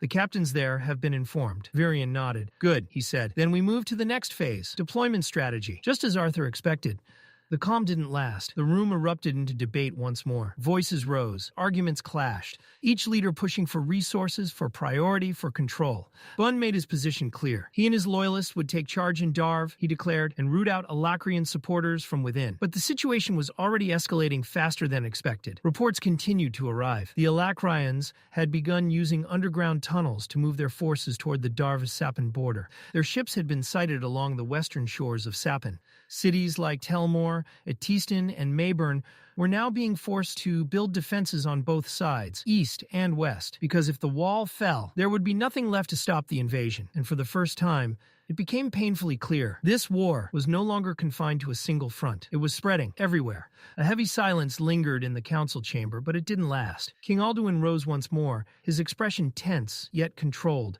though the strain beneath it was impossible to miss. "We need to reconsider the situation in Elenoir," he said, his voice steady but urgent. "With the recent incursions from the Beast Glades, it's no longer unreasonable to assume that the Alacrian forces stationed in the north may begin shifting east toward our territory." His words settled heavily over the room. The possibility wasn't far-fetched. If the enemy truly intended to open multiple fronts, then Elenoir, protected for so long by its natural defenses, could soon become a primary target. After a brief exchange of glances and murmured discussion, the council reached a temporary decision. "Elder Camus and Aya will survey the southern borders first," Virion announced. "No full deployment until we confirm the scale of the threat." It was cautious, measured, but necessary. Virion then straightened slightly, attempting to steady the atmosphere. "This is only temporary," he reassured. "Once Lord Aldir and the Asuras re-establish contact, we'll have clearer direction." That was the moment Arthur's expression shifted. Subtly, but enough. A memory surfaced, sharp and unwelcome. Agrona's voice, his words, his warning. Arthur inhaled slowly before speaking. "That won't happen." The room stilled. Every gaze turned toward him. Arthur met their eyes, his voice calm, but carrying a weight that immediately drew attention. "The Asuras won't be contacting us again," he said. "Not for this war." Confusion flickered across several faces. Then tension. Arthur continued. "They've made a pact," he explained. "They are no longer allowed to interfere in Dicathan, in any capacity." For a moment, no one reacted. Then, Virion's composure shattered. He rose abruptly, his chair scraping harshly against the floor. "That's impossible," he snapped, anger flashing in his eyes. "It wasn't enough that they dragged us into their war, used us as pawns for their own purposes." His voice tightened. "And now, they break their own treaty to attack the Vritra, and fail?" The weight of that failure hung in the air. Virion's expression darkened further as he processed the implications. "They couldn't even succeed," he muttered. But it wasn't just that. Arthur had revealed more, far more. 1 in 5, Virion said slowly, almost to himself. 1 out of every 5 people in Alacria is a mage? The sheer scale of it was staggering. His gaze snapped back to Arthur. "What else did Agrona say?" he demanded. Before Arthur could answer, Queen Marial spoke, her voice sharp with suspicion. "And more importantly," she added, "how did you receive this message in the first place?" The question cut straight to the core. Arthur didn't hesitate, but inside his thoughts moved carefully. He couldn't tell them the truth. Not about Sylvie, not about Agrona taking control of her body. Not yet. Sylvie doesn't even fully understand what happened, he thought. And if the council learns the truth now, it will only complicate things further. Outwardly, his expression remained unchanged. "Agrona temporarily possessed one of the captured Alacrian soldiers," Arthur said calmly. He used that connection to relay his message. The explanation was clean, believable, and most importantly, safe. No one questioned it immediately. Arthur continued before doubt could take root. "He used the failed assault by the Asuras as leverage," he said. "With that, he forced a condition that severed all communication between them and Dicathan." The room grew quieter, heavier. Bund exhaled slowly, rubbing his temple. "At least that explains something," he said. "Why he hasn't deployed more scythes or retainers." His gaze lifted slightly. "He's keeping his strongest forces close," he added, "preparing in case the Asuras try something again." The realization only deepened the unease. Queen Marial's voice broke the silence again, this time quieter, but far more dangerous. "Then what's stopping them now?" she asked. "If the Asuras are out of the equation?" Her eyes narrowed. "What if they've already come?" A ripple of tension spread through the room. "What if the scythes and retainers are already here?" she continued, using the hidden gates in the Beast Glades. Priscilla shook her head slightly. "There hasn't been any confirmed sighting of a teleportation gate in months," she replied. "The last one was destroyed." She paused briefly before adding, "One witness claimed to see an Alacrian mage halfway through a portal before it collapsed, but he died within seconds." Her gaze shifted toward the others. "Right now, the Trailblazer Division is focused on eliminating corrupted beasts and their controllers. Finding new gates isn't their priority." King Blaine leaned back slightly, his expression grim. "Then we should assume the worst," he said. "If they can't come through gates, they'll come by sea." The room grew still. "Through the western coast," he added. And if that happens, his voice hardened. No wall will be enough to stop them. Arthur felt a flicker of surprise at that. Even Blaine, who had always placed unwavering faith in Sapin's defenses, was beginning to doubt the wall. In Arthur's previous life, conflicts between nations rarely escalated into full-scale war. Kings settled disputes through paragon duels, controlled battles between chosen champions. Wars like this, total, relentless, unpredictable. They were something else entirely. Virion raised his hand sharply. Enough! The word cut through the rising tension. We're not making any clear decisions like this, he said firmly. Not with emotions running this high. He looked around the room, his expression steady once more. We'll take time to rest, he continued, then reconvene with clearer minds. A pause. The meeting resumes at sunrise. With that, he brought the session to an end. Chairs shifted, voices lowered. The council began to disperse. Boone stood slowly, stretching his back with a groan. Honestly, he muttered, half to himself, I'd rather throw myself onto the battlefield and face the enemy head-on than sit through another one of these meetings. Arthur couldn't help but understand. As the room emptied, his thoughts drifted back to another life, to endless hours spent under Lady Vera's guidance, to the countless strategy lessons, the intricate board games, the simulations of war. At the time, they had seemed overwhelming, demanding, exhausting. But now, standing in the middle of a real war, with real lives at stake, Arthur realized something. None of it, not a single lesson, had truly prepared him for this. Because this wasn't just strategy. This wasn't just war. This was the weight of an entire continent, resting on decisions that could never be undone. Arthur returned to his room completely drained from the endless council meeting. The silence felt almost unreal after hours of non-stop arguments, strategies, and tension. He let out a long breath and removed his heavy coat. The weight of everything still lingered in his mind. The thought of it all pressed heavily against his chest. Behind him, Sylvie quietly stepped into the room and closed the door. Her golden eyes followed him carefully as he dropped onto the edge of the bed with visible exhaustion. Sylvie tilted her head. Even without their mental connection fully active, she could easily tell what kind of mood he was in. For a moment, she simply watched him in silence, before suddenly walking closer, with a small smile spreading across her face. Do you want to see what I've been practicing? Arthur looked up curiously. Before he could answer, the surface of Sylvie's dress suddenly began to ripple. Arthur blinked. The dark fabric shifted like liquid, moving unnaturally across her body. The material folded inward before reshaping itself into an entirely different design. Arthur's eyes widened slightly. That's, he muttered. Sylvie gave a smug smile. It's not actually clothing. The surface of the dress shimmered again. My scales, she explained proudly. I can reshape them however I want now. Arthur stared at her with genuine fascination. That's actually incredible, Arthur admitted. Sylvie crossed her arms confidently. Obviously, Arthur chuckled softly for what felt like the first time all day. What else can you do? Sylvie walked casually around the room as she answered. For now, I've mostly been focused on functioning properly in this form, or as I prefer to call it, the bipedal form. Arthur laughed quietly. Sylvie continued grumbling. Honestly, I still don't understand how humans manage walking around like this all the time. These legs are horribly unstable. Still, she admitted, I can understand why the Asuras prefer humanoid forms. She slowly raised one hand in front of her. Mana manipulation is much easier like this.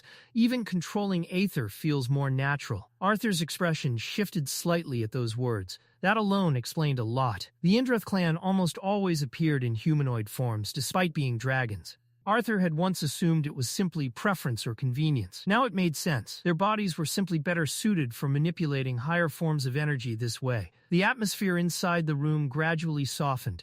It felt peaceful. Strangely peaceful. Arthur realized that although he and Sylvie constantly communicated mentally, actually talking like this, normally, casually, face-to-face, felt completely different, better, more human. Sylvie suddenly lifted her hand again. A sphere of white energy slowly formed above her palm.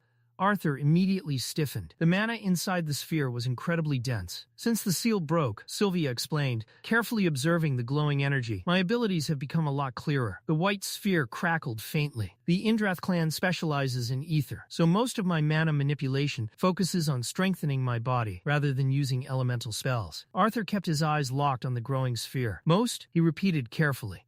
Sylvie grinned mischievously. I can still release large amounts of mana when I want to. The sphere expanded further. The air inside the room immediately became heavier. Arthur's expression instantly changed. Sylvie, he said slowly, please don't destroy the room. The sphere continued growing. Or worse, Arthur added, staring at the ceiling nervously, the entire castle. Sylvie burst into laughter. Is the mighty Lance Arthur Leywin scared of a little girl now? Arthur folded his arms. The horns make the little girl act less convincing. Sylvie narrowed her eyes at him. Arthur continued with a smirk. Besides, you still trip over your own feet. Sylvie huffed dramatically before clapping her hands together. Instantly, the sphere of mana vanished. The room finally relaxed again. Arthur let out a relieved breath. Sylvie leaned back against the chair nearby and spoke more quietly this time. I'm glad the seal broke, she admitted. Arthur looked toward her. Sylvie's expression had softened. I'll finally be useful in battle again. There was excitement in her voice, but also uncertainty. She stared down at her own hands. At the same time, she continued slowly. There's a part of me that feels unfamiliar now. Arthur understood exactly what she meant. Ever since the seal shattered, her aura had changed. It was stronger, older, almost overwhelming at times. But Arthur smiled anyway. I'm sure you'll have plenty of opportunities to figure yourself out, he said confidently. Sylvie snorted lightly. That's not exactly comforting considering the current state of the world. Arthur sighed. She wasn't wrong. The meeting earlier had made one thing painfully clear. The war was escalating faster than anyone expected. The enemy was adapting, and Decathan was slowly being cornered from every direction. Arthur leaned back onto the bed again, exhaustion finally catching up to him. Things are only going to get more chaotic from here, he muttered. Sylvie leaned back in her chair with complete confidence. At least we still have each other. Arthur glanced toward her. Sylvie grinned. And once I get better control over this form, she continued proudly. The idea of the two of us defeating a scythe together won't be impossible. Arthur laughed quietly. Won't be impossible? Sylvie shrugged smugly. That's my optimistic phrasing. Arthur shook his head with amusement before staring up at the ceiling. Honestly, she wasn't entirely wrong. The odds still weren't good, but compared to before, they were far better than they used to be. Sylvie eventually moved beside him, laying across the bed lazily. If we have time later, she said, I want to spar with you. Arthur raised an eyebrow. You just want an excuse to hit me. That too, Sylvie admitted shamelessly. But I also want to test the limits of my aether control in this form. Arthur closed his eyes briefly. At this point, he muttered tiredly, We'll be lucky if we even get one uninterrupted night of sleep. The instant those words left his mouth, a loud, urgent knocking exploded against the door. Arthur slowly opened one eye. Sylvie stared at him in complete disbelief, before groaning dramatically. You jinxed it. Arthur let out a tired sigh before pushing himself off the bed. Arthur walked toward the door while muttering under his breath, At least give me a minute. The moment he opened it, a soldier standing outside immediately straightened his posture and saluted sharply. My apologies for the disturbance, Lance Arthur, the soldier said quickly. Commander Virion has requested your immediate presence. Arthur's expression turned serious almost instantly. At this hour? The soldier hesitated briefly before answering. In the dungeon, sir. Arthur's eyes narrowed slightly. The dungeon? That alone was enough to tell him this wasn't ordinary business. Something had happened. Arthur glanced back toward Sylvie for only a moment before stepping out into the hallway. I'll be back later, he said quietly.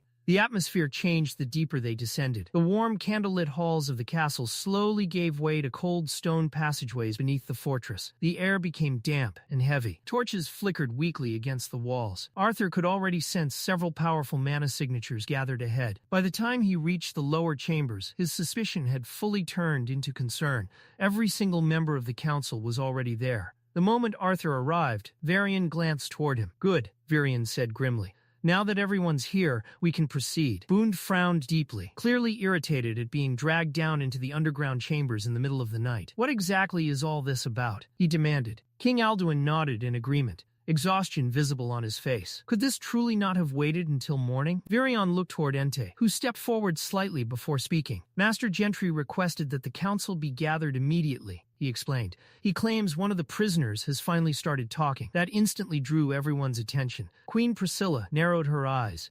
The retainer? She asked sharply. Virion shook his head slowly. We're not certain yet. Arthur immediately looked toward Entei. Where's Gentry? And if someone's finally speaking, why are we standing out here? Entei opened his mouth to answer. But before he could respond, the heavy metal door beside them suddenly creaked open. A thick cloud of dark smoke slowly poured out from the chamber. Several council members visibly recoiled at the smell that followed. Then Gentry stepped out. The old torturer calmly wiped his blood-covered hands with a cloth, as if cleaning dirt from simple labor. His expression remained completely casual despite the horrifying atmosphere surrounding him. My apologies for the delay, Gentry said politely. I was performing maintenance on the retainer's restraint system when I sent for everyone. Arthur immediately noticed fresh blood splattered across Gentry's sleeves.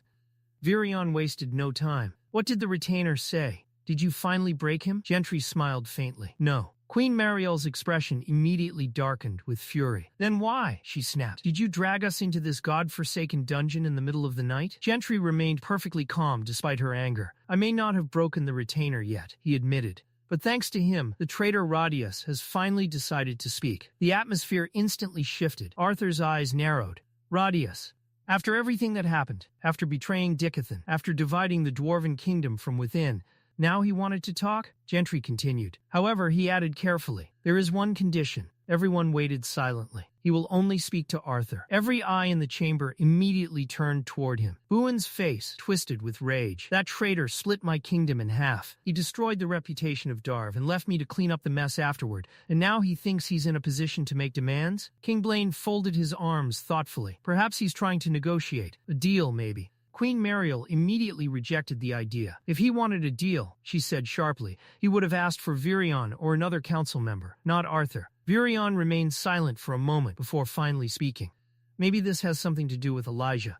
Arthur's thoughts froze. The name alone was enough to stir old memories. Elijah. Even now, they still didn't know where he was or what had truly happened to him. Arthur's mind drifted unwillingly into the past. Their first meeting, Elijah's awkward smile, the academy, their battles together, the countless moments that slowly turned friendship into something deeper, something closer to brotherhood. Arthur clenched his fist slightly. Too many questions still remained unanswered, and somehow Radius might finally hold some of those answers. Gentry's voice interrupted his thoughts. It was difficult enough getting the traitor to speak at all. "If I may offer my opinion, it would be wise to take advantage of his willingness while it lasts." Silence filled the dungeon. The council members all looked toward Arthur now, waiting. The final decision rested with him. Arthur slowly turned toward Virion. Virion held his gaze for a long moment before giving a small nod. That was all the confirmation Arthur needed. Without another word, Arthur stepped forward. "Take me to him," he said coldly. Gentry smiled faintly before turning toward the dark corridor ahead. "This way, Lance Arthur," and together they disappeared deeper into the dungeon. Elsewhere, deep within the endless maze of the Eleanor Forest, Cersei sat quietly beside a small lake hidden beneath the dense canopy of ancient trees. Moonlight barely pierced through the thick fog hanging over the forest, but the still water reflected enough pale light to illuminate the exhausted Alacrian mage. For the first time in days, there was silence. No fighting, no arguing, no constant pressure from the mission. Only the soft sound of water shifting against the rocks and the distant whisper of wind moving through the trees. Cersei exhaled slowly as he removed part of his damaged armor and dipped a cloth into the lake water. Carefully, he began wiping dried blood and dirt from the cuts along his arms. He winced slightly. Still, it felt better than remaining covered in sweat, grime, and blood for another day. As he cleaned one of the deeper wounds near his shoulder, he leaned back against a nearby stone and closed his eyes briefly. Honestly, sneaking away from camp had absolutely been worth it. Cersei knew the others would complain if they found out, especially Fane, but after days of wandering through the cursed forest non-stop, he was starting to lose his mind. Of course, he hadn't been careless. Before coming here, he had carefully placed several concealment arrays nearby and checked the surroundings multiple times. Maeve's constant paranoia about being discovered was understandable, but so far their team had successfully avoided every elven patrol they encountered. Still, how was he supposed to complete this mission properly while feeling disgusting every second of the day? Cersei splashed water across his face with another tired sigh. Then, suddenly, Russell, his body, instantly froze. The bushes behind him shifted slightly.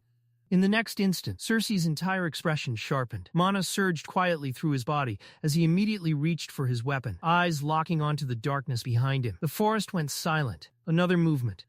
Cersei stood up immediately, ready for an attack, but instead of an enemy, a familiar figure stepped awkwardly out from the bushes. "Relax," Cole whispered quickly while raising both hands. "It's just me." Cersei let out an annoyed breath. "Why did you follow me?" Cole shrugged his back of the head casually. "I wanted to make sure you were okay." Cersei stared at him for a moment before shaking his head in disbelief. "You left the barrier?" Cole shrugged. "I can't maintain it properly from this far anyway." Cersei immediately frowned. That answer only irritated him more. He quickly grabbed his mask from the ground and secured it back over his face before standing up fully. "We shouldn't be here," Cersei said firmly. "If Fane finds out both of us left our positions, he'll probably skin us alive." Cersei turned toward the forest, preparing to head back. But then, something changed. His body stiffened instantly. A cold sensation crawled down his spine. Someone was there. Cersei's eyes widened slightly as his mana sense spread outward through the fog. Behind them, Fast. Cole, before he could finish, two glowing green lights suddenly appeared within the darkness of the bushes. Eyes. Immediately after, several arrows exploded out of the fog at terrifying speed. Move. Cersei shouted. The two Alacrian instantly jumped apart as the arrows slammed into the ground where they had been standing moments earlier. Cole reacted quickly, swinging his hand outward. A burst of mana distorted the air around them, slightly altering the arrow's trajectory just enough for them to miss. The forest instantly erupted into chaos. Cersei's senses expanded desperately through the fog. 3 enemies, he said quickly. Elven scouts. More arrows cut through the trees toward them. We need to head back to camp now, Cersei warned. It's risky, but Fane and Maeve will be ready. Cole nodded immediately. The two sprinted through the forest as arrows continued chasing them through the fog. The elves were fast, far faster than normal soldiers. The distance between them was shrinking rapidly. Then suddenly, a blur shot past Cersei. Slash! One of the pursuing elves froze mid-step. A spear had pierced directly through his chest. Blood sprayed across the trees as the body collapsed instantly onto the forest floor. Fane stood there calmly, spear in hand. Without hesitation, he lunged toward the second elf. The remaining scout reacted quickly, drawing dual blades while trying to counterattack, but Cole immediately raised the defensive barrier between them. Several arrows slammed harmlessly into the shield as Fane closed the distance. The black-haired Alacrian moved with terrifying precision. In one smooth motion, he twisted his spear and drove it straight through the elf's torso. The blade burst out from the other side. The elf coughed blood before collapsing lifelessly. But the final scout was already moving. Instead of targeting Fane, the surviving elf instantly rushed toward Cole, recognizing the support mage as the easier target. His swing swung downward with deadly speed. Clang. The blade stopped inches from Cole's neck. The elf's eyes widened. Fane had intercepted the strike. His spear blocked the sword mid-swing with overwhelming force. Before the elf could react, move. Maeve's voice echoed through the forest. A barrage of blazing fireballs exploded through the trees. The flames slammed directly into the elf's body, one after another. The surrounding forest lit up orange as the explosions engulfed him completely. The scout screamed briefly before collapsing to the ground. His armor blackened and body burned beyond movement. Silence returned. Only the crackling flames remained. Fane turned immediately towards Cersei and Cole, fury already visible on his face. What the hell was that? He snapped. Cersei opened his mouth to explain, but Maeve interrupted instantly. Not now, she warned sharply while scanning the forest nervously. We need to move. Her expression was serious, far more serious than before. Explanations can wait. The group immediately began retreating toward camp together. But after several steps, Cersei stopped moving. The others quickly noticed. Fane turned back irritably. What now? Cersei stood completely still at the rear of the group. His body was trembling, not from exhaustion, not from fear, from what he was sensing. Maeve's expression slowly darkened. Cersei? Cersei's eyes remained locked on the darkness ahead. His face had gone pale beneath the mask. Then finally he spoke. There are more coming. Fane tightened his grip on his spear. How many? Cersei swallowed hard. When he answered, even his voice sounded shaken. A lot.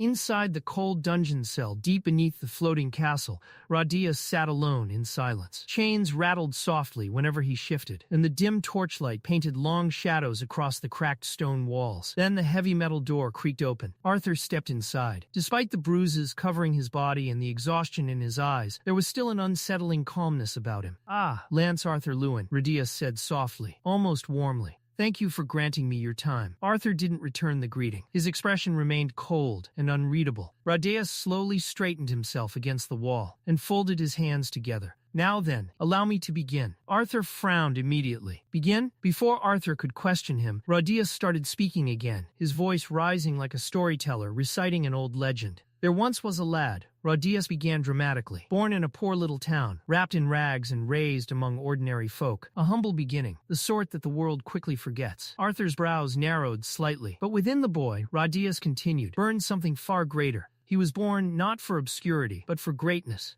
born for renown. The prisoner's voice echoed throughout the dungeon cell as though he were performing on a grand stage rather than rotting inside a prison. And like all heroes destined for greatness, the lad possessed both talent and strength. His mother taught him about the world, while his father taught him how to fight.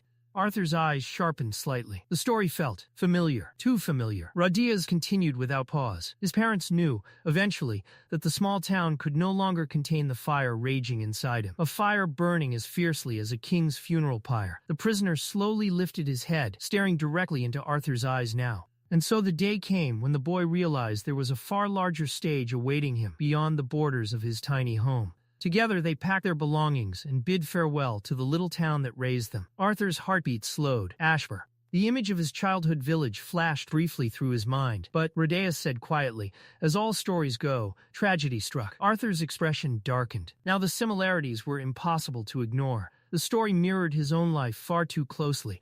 But before Arthur could interrupt, Rhodeus continued speaking, his tone becoming deeper. Heroes do not simply disappear. They endure. They grow stronger through heartache, through death, through shattered dreams and broken thrones. The air inside the dungeon suddenly felt heavier. Arthur remained silent, listening carefully.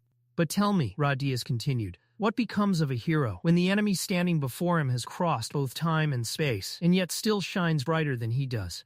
Arthur's eyes narrowed instantly. A strange chill crawled down his spine. Perhaps, Rhodeus murmured, the shining knight meant to save the world is merely another man's greatest light. The torches flickered violently.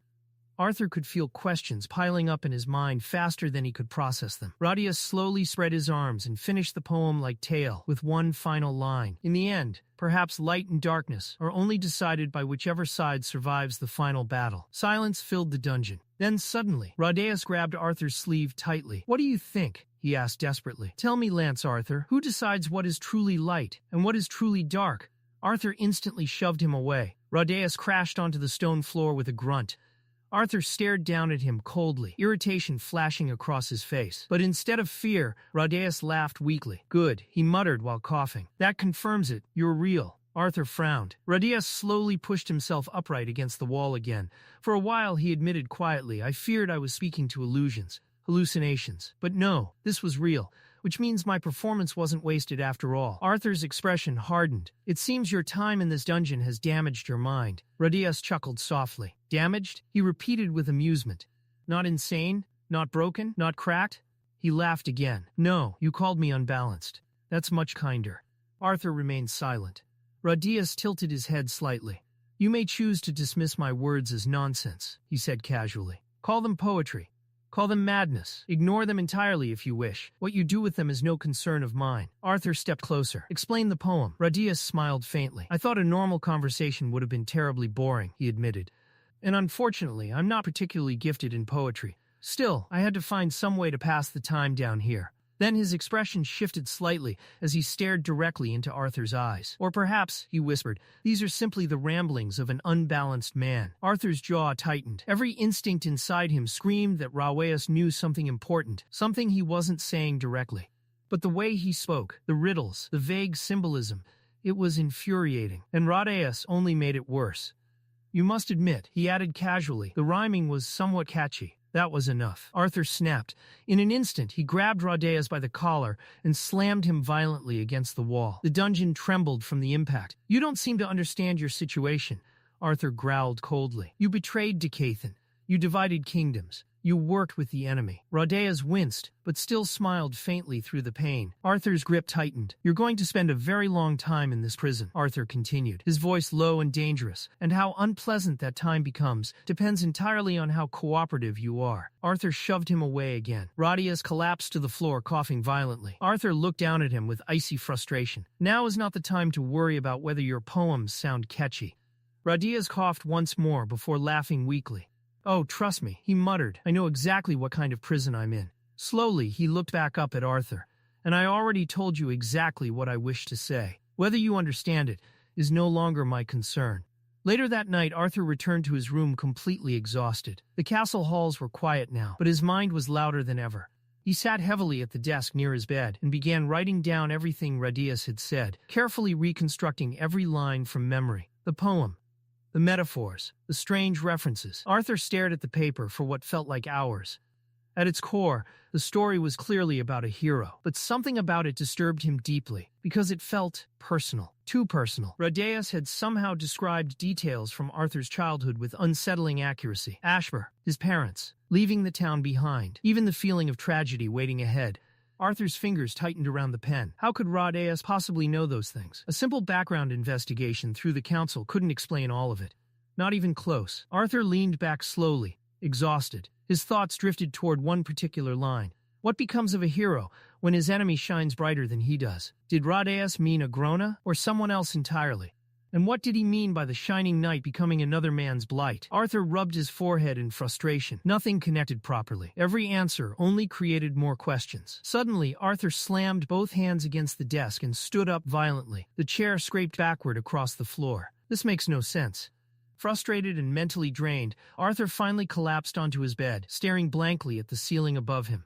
Maybe the poem truly was meaningless. Maybe Radius only wanted attention. Maybe it was all just an elaborate attempt to confuse him. But even then, Arthur couldn't shake the feeling that hidden somewhere inside those strange words was a warning. And deep down, he feared Radius wasn't finished yet. He feared this was only the beginning of the story. The story shifted back once again to Arthur's previous life. Far from the war in Decathan, far from mana, dragons, and floating castles, a younger Gray stood inside an enormous training hall. Then, crack, a wooden staff struck sharply against Gray's shoulder. Gray stumbled backward with a groan, rubbing the sore spot while trying not to lose his balance. I almost dodged that one, he muttered defensively. Standing a few feet away from him, Lady Vera calmly lowered the wooden training stick in her hand.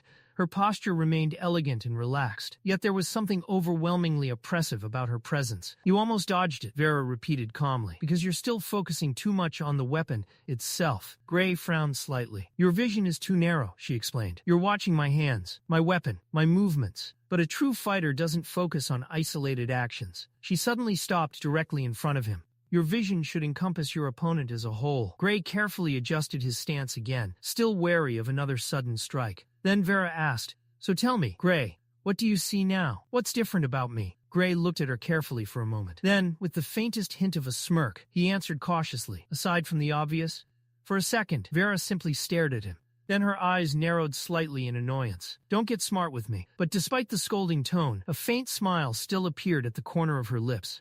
Gray had become a difficult student, but also an incredibly promising one. Several months had passed since Vera rescued him from captivity. After his injuries healed, his real training had finally begun. And once it started, Vera wasted absolutely no time. She was ruthless as a teacher. Every mistake became a lesson. Every hesitation became punishment. Every weakness was exposed immediately. Yet strangely enough, Gray never hated it, because for the first time in his life, someone genuinely seemed invested in making him stronger. And everything around Vera reflected her overwhelming influence and wealth. The massive estate, the luxurious halls, the countless servants, the private training grounds, even the quiet elegance of her home spoke of immense power. Later that afternoon, Gray stood beside one of the estate's decorative pools, staring into the crystal-clear water below. His eyes widened slightly. Fish, real fish, living creatures swimming peacefully beneath the surface. Gray crouched down closer, completely fascinated. He had heard about fish before, of course, but growing up in poverty meant he had never actually seen one alive. Lady Vera stood nearby with her arms crossed. "So," she said calmly, "how do you plan to get better?" Gray glanced back at her. Then she pointed toward the pool. "Catch one." Gray blinked. "With my hands?" "Yes." Gray frowned slightly, but before he could move, Vera added another condition, a no key. That immediately caught him off guard. "No key?" Gray repeated. "Wouldn't they die if I pulled them out of the water? And these things probably cost more than my entire hometown." Vera waved dismissively. "Don't concern yourself with that. Just try." Gray reluctantly sighed before kneeling beside the pool. Then he struck. Splash. The fish darted away instantly. Gray tried again and again. Every single attempt failed miserably. The fish moved far too quickly, slipping through his fingers effortlessly each time. Soon, Gray's sleeves were soaked, his hair damp, and frustration written all over his face. Finally, he looked back toward Vera. "What's the point of this?" he asked tiredly. "Catching one barehanded is basically impossible." Without saying a word, Vera calmly stepped forward. Then, splash. Her hand entered the water once, and when she pulled it back out, a fish wriggled calmly in her grasp. Gray's eyes widened immediately. Vera casually released the fish back into the water. Gray stared at her suspiciously. "No, do it again." Vera raised an eyebrow. Then she reached down once more. Splash. Another fish, perfectly caught, slowly, effortlessly. Gray was completely stunned. "That makes no sense," he muttered. "Did you train the fish to swim into your hands or something?" For the first time all day, Vera actually looked offended. "Do I truly look like someone who would waste time doing something so pointless?" Gray immediately shook his head. "No, definitely not." Vera nodded once. Then her expression became serious again. "I showed you this because you and those fish are similar." Gray blinked in confusion. The moment the word left his mouth, Vera suddenly attacked him. Gray dodged purely on instinct. The strike missed him by inches. "There," she said calmly. "That speed of yours is remarkable. Frighteningly fast, actually. But it's wild. Untamed. Gray frowned. Untamed? Vera walked slowly around him again as she explained. The moment your opponent's muscles tense before an attack, your brain immediately sends signals to react. Your body moves before you consciously think. Gray listened carefully. If your opponent is inexperienced, Vera continued, that ability gives you a massive advantage. Then her tone sharpened. But against stronger enemies, your movements become predictable. Gray's eyes narrowed slightly. Vera gestured toward the pool. Just like those fish. I knew exactly how they would move once I reached for them. Gray slowly began understanding. A little. So, how do I fix it? Vera smiled faintly. By learning to respond instead of react. Gray frowned again. Aren't those basically the same thing? No, Vera said immediately. One is instinctual, the other is intentional. Until now, your training has focused mostly on conditioning your body. But I believe you're finally ready to learn proper combat awareness. Gray's eyes lit up slightly. Vera gently patted his head. We begin tomorrow. Gray groaned dramatically. Vera turned and began walking away. Oh, it'll be fun, she answered calmly. Then she glanced back at him with the faintest smile. For me, and you're late for school, Vera replied immediately. Your classes resume tomorrow. Just then, footsteps echoed nearby. One of the estate servants hurried toward them, clearly nervous. Lady Vera, young Master Gray. Gray looked up. What is it? The servant bowed quickly. There's an urgent call for you, sir, from someone named Nico. Gray's expression changed instantly. Nico? The servant nodded. There was apparently some kind of explosion at Whitholm Academy. The enforcers have locked down the entire campus and instructed students and staff to stay away until further notice. Gray froze. An explosion? At Whitholm, his mind immediately raced toward the worst possibilities. Nico, was he hurt? Without another word, Gray immediately turned toward the exit. But before he could leave, Vera's calm voice stopped him. Go, check on your friend, Vera said quietly. Then, return afterward. Gray nodded immediately. But before he rushed out completely, Vera added one final piece of advice. A panicked man may drown in a puddle, she said calmly, while a calm man may swim across an ocean. Gray paused briefly. Then Vera smirked faintly. And since your classes are apparently canceled for today, we'll continue your reaction training later. Without wasting another second, he sprinted toward the doors of the estate, desperate to reach Nico as quickly as possible. Behind him, Lady Vera quietly watched him leave. For the first time that day, a faint trace of concern appeared in her eyes. She only hoped everything was already not too late. Gray rushed through the halls. A strange sense of dread tightened around his chest as he sprinted toward the communication room. Without slowing down, Gray grabbed the communication receiver the instant he reached it. Nico? He called out immediately. Nico, are you there? For a brief moment, only static answered him. Then finally, Gray. Nico's trembling voice came through the line. The fear in his voice immediately made Gray's stomach sink. Nico, what happened? Gray asked quickly. Are you okay? On the other side of the call, Nico sounded completely panicked. I don't know what's happening, he stammered. I checked it a few days ago and everything was fine. It was working perfectly. Gray frowned in confusion. What are you talking about? Then Nico's breathing became uneven. The key restrainer, he whispered. It must have malfunctioned. Gray's eyes widened slightly, and then Nico said the words that made his chest tighten. This is all my fault.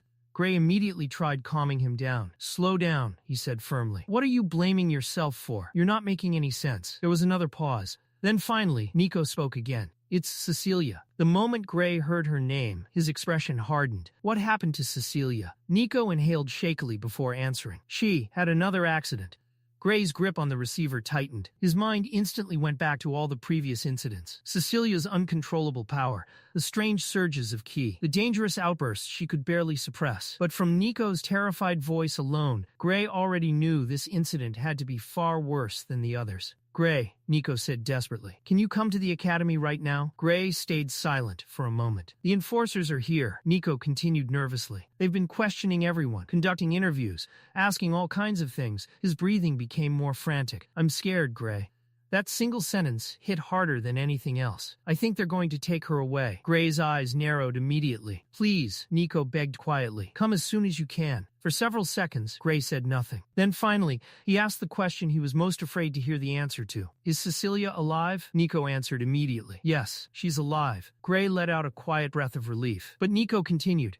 She's okay physically, I think. But they locked her up. Gray closed his eyes for a moment. This time was really bad, Nico whispered. She destroyed part of the administration building. Silence filled the room around Gray. Inside his mind, thoughts immediately began clashing against one another. If he asked Lady Vera for permission to leave, would she allow it? Probably not. Vera would likely tell him to stay focused on his future, to avoid unnecessary distractions, to let the enforcers handle the situation. And, honestly, part of Gray knew she would probably be right. Still, hearing Nico sound this terrified made something inside him twist painfully. Gray tried finding a way out of the situation without directly refusing. The enforcers told everyone to stay away from the academy, he said carefully. Even if I came, they probably wouldn't let me inside. He forced his voice to sound convincing. I want to help, but there's not much I can do right now. On the other end, Nico stayed silent briefly before speaking again. Then maybe we can meet somewhere else, he suggested quickly. We need to figure out what to do if they really try to take Cecilia away. Gray's chest tightened. He could hear the desperation in Nico's voice, the fear, the helplessness. And yet, Gray panicked internally. He didn't want to get dragged into this situation. Not now. Not when his future was finally beginning to change. Not when Vera had already started shaping him into something greater. Gray swallowed hard before trying to calm Nico down instead. Nico, listen to me, he said firmly. We don't even know what's going to happen yet. Panicking won't help anyone. Then, almost unconsciously, he repeated the same words Vera had told him earlier that day. A panicked man can drown in a puddle, Gray said slowly, trying to remember the exact quote, but a calm man can swim across an ocean, or something like that. He rubbed his forehead awkwardly. The point is, we need to stay calm. Nico took a shaky breath. Yeah. For a moment, it sounded like he was trying to steady himself. But then he asked again quietly, so, where should we meet? Gray froze. The guilt hit him immediately. But instead of agreeing, he shut the idea down completely. I can't come, Gray said flatly. I have lessons. The moment the words left his mouth, the atmosphere changed. Gray quickly continued before Nico could respond. Don't worry so much. Everything's going to be fine. Even as he said it, the words sounded hollow.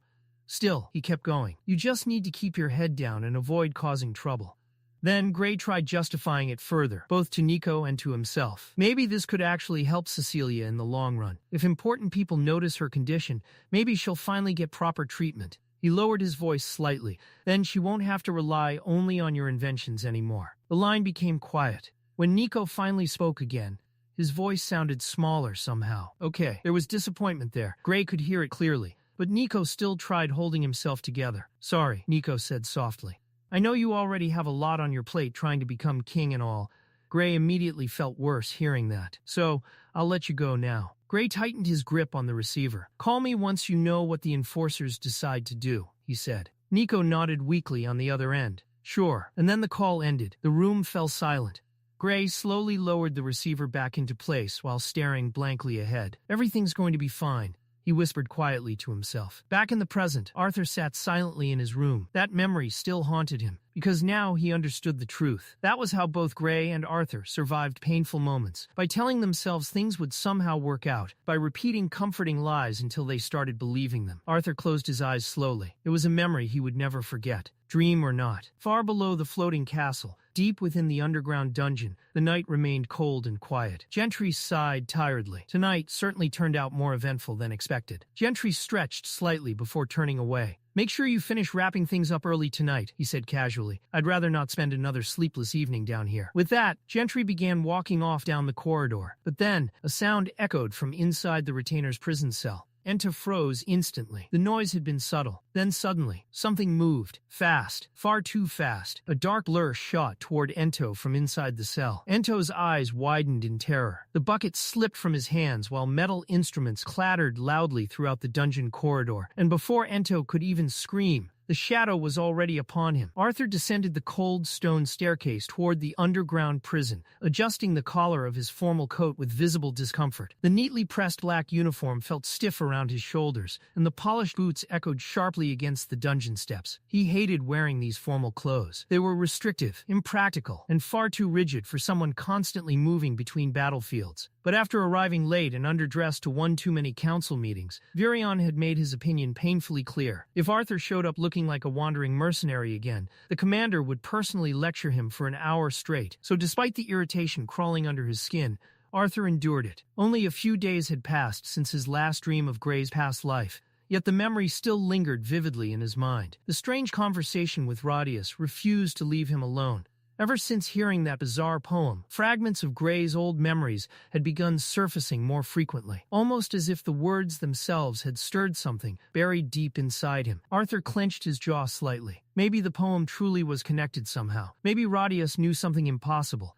Or maybe the old traitor was simply insane. Arthur exhaled slowly as he continued down the dim corridor, illuminated by flickering mana lamps. He hoped that this time, Radius would stop speaking in riddles and finally explain himself directly. As he reached the final turn of the staircase, he noticed the guard stationed outside the prison corridor. The elf was seated lazily beside the cell entrance, head tilted slightly downward, sleeping. Arthur stared at him for a moment before sighing quietly. This guy really drifts off on duty a lot, he thought. A faint smirk tugged at Arthur's lips. Deciding to test him a little, Arthur carefully concealed his mana presence and silently stepped forward, using the same stealth technique he once used to sneak past the hypersensitive raptor squirrels in Epheotis, creatures capable of sensing even the slightest disturbance in the air. Arthur moved without a sound, but the moment he came within reach, a blade instantly pressed against his neck. Arthur froze. The elf guard stood before him with frightening speed, sword drawn and eyes razor-sharp. His sleepy appearance had vanished completely. Pure instinct radiated from him. Then recognition struck. The guard's eyes widened in horror. He immediately lowered his weapon and stepped back, bowing apologetically. "My apologies. I sensed someone sneaking up behind me and reacted before thinking." Arthur raised an eyebrow. "You reacted while asleep." The elf's face flushed with embarrassment. "Please don't tell Commander Virion," he pleaded quickly. "I only have a few more days of guard duty left. If I stay down here any longer, I'll have to start running laps on the wall, just to stop my muscles from wasting away." Arthur couldn't help letting out a small chuckle. "Relax, I'm not reporting you." The guard sighed in relief. "Honestly, though," Arthur admitted, "I'm impressed. Virion was right about your senses being exceptional." The elf grinned proudly at the compliment. "These senses saved my life more times than I can count." The guard sheathed his sword before asking, "Are you here to visit another prisoner?" Arthur shook his head. "Same one." Then he glanced toward the deeper part of the corridor. "Is Gentry inside?" The elf snorted.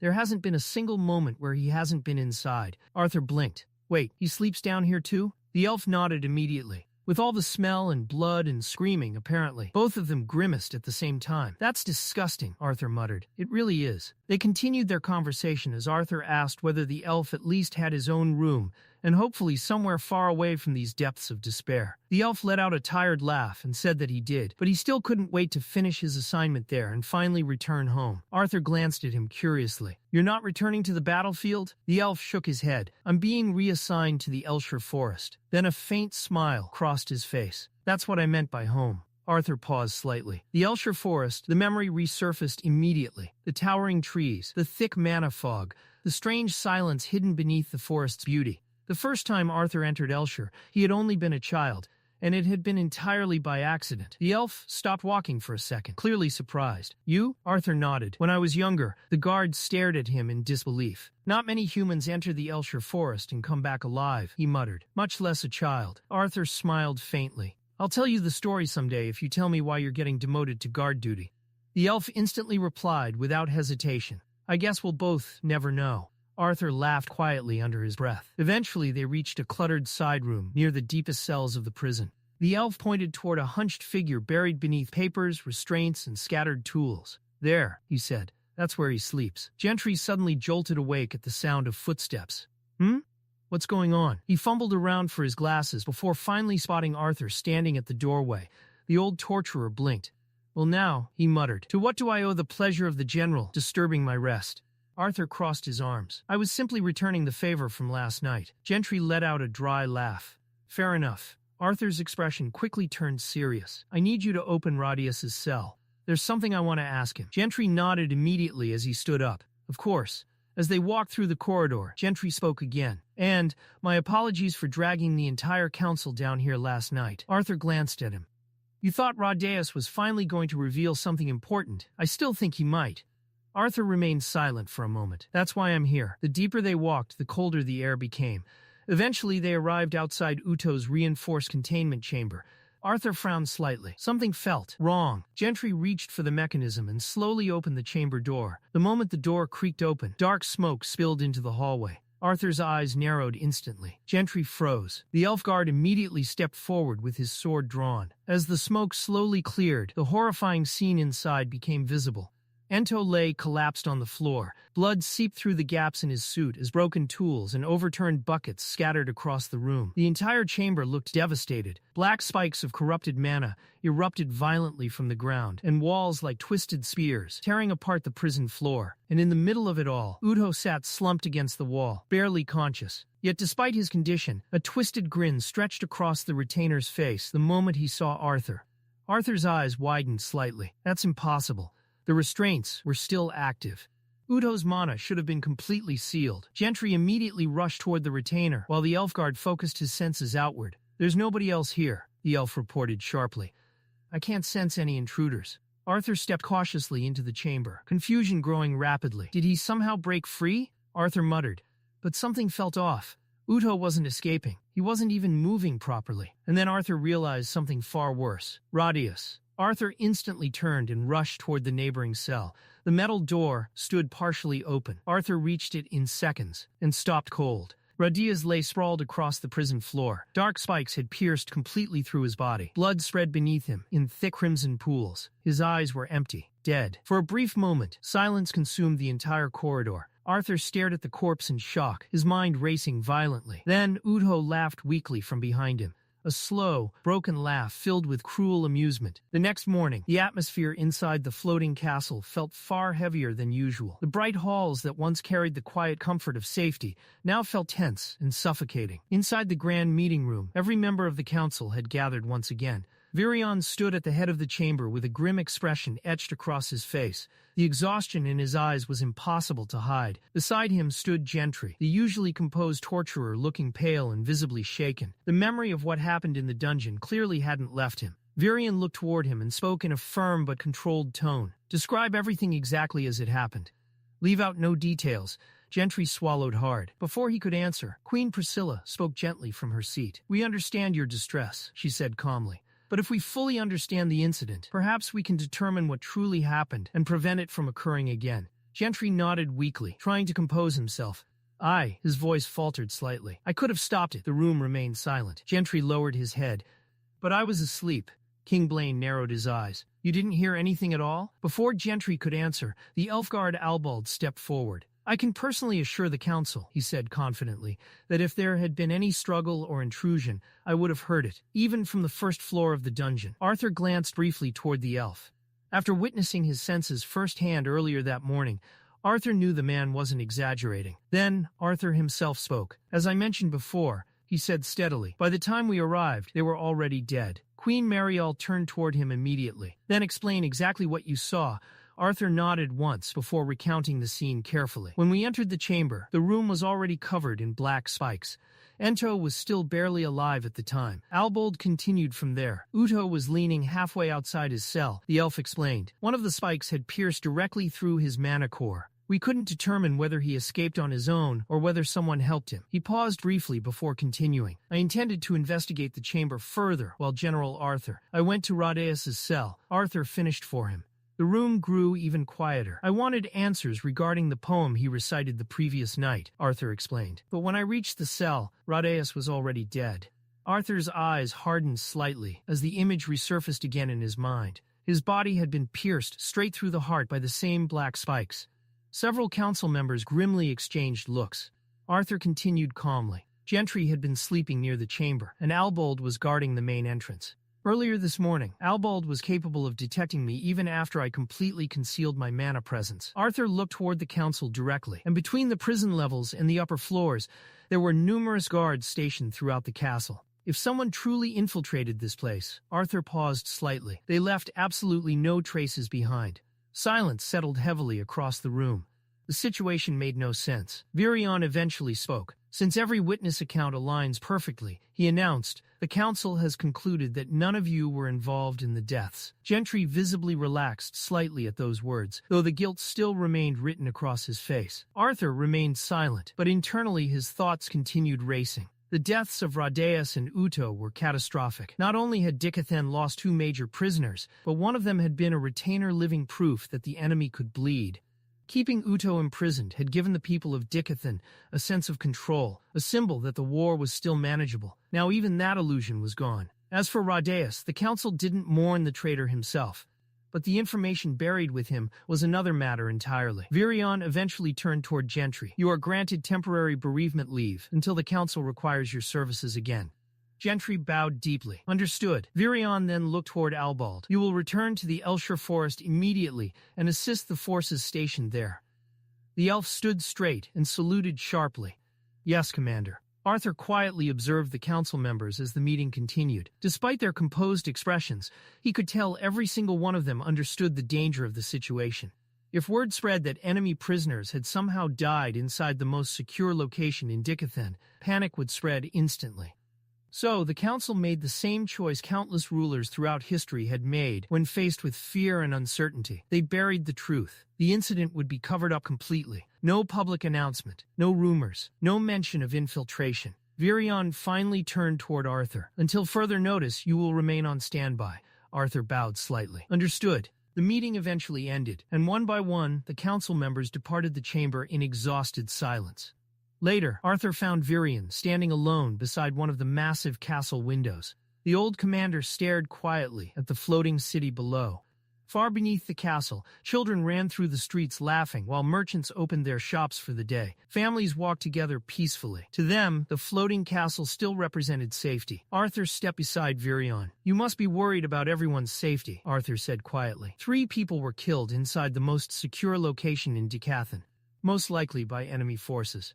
Virion didn't answer immediately. Instead, he continued looking outside. After a long pause, he finally spoke. Do you really think I'd allow civilians to remain here if I believed they were in danger? Arthur stayed silent. But inwardly, he admitted Virion had a point. If an enemy infiltrator truly possessed the ability to enter the castle unnoticed, then why target prisoners? Why not assassinate council members? Or the lances? Why kill Radaeus and Uto specifically? The more Arthur thought about it, the less sense it made. And yet, Agrona's words continued echoing in his mind. Arthur remembered the conversation clearly, Agrona speaking through Sylvie's body, calmly discussing the war as though human lives were nothing more than pieces on a board. What do you suppose the statistics are in Alakria? Agrona had asked him. Arthur remembered the cold certainty in his voice. And then the warning.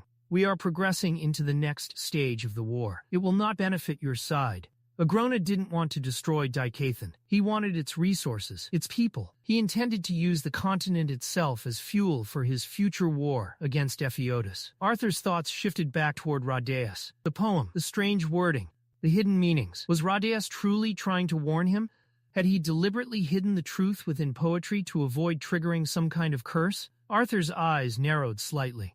Cynthia had died under mysterious circumstances too. Was it the same curse? The same invisible force, silencing anyone who learned too much? Arthur's thoughts were interrupted when Virion spoke again. To be honest, the commander admitted quietly, I'm at a complete loss. Arthur looked at him in surprise. Virion rarely admitted uncertainty. The scale of this war, Virion continued while staring out at the sky, is unlike anything this continent has ever faced. Arthur slowly nodded. Things have been quiet lately, he admitted. Too quiet. A heavy tension settled between them. Arthur looked out over the floating castle, toward the endless horizon beyond the clouds. I can feel it, he said quietly. Something big is about to happen. His expression darkened, but I still don't know what.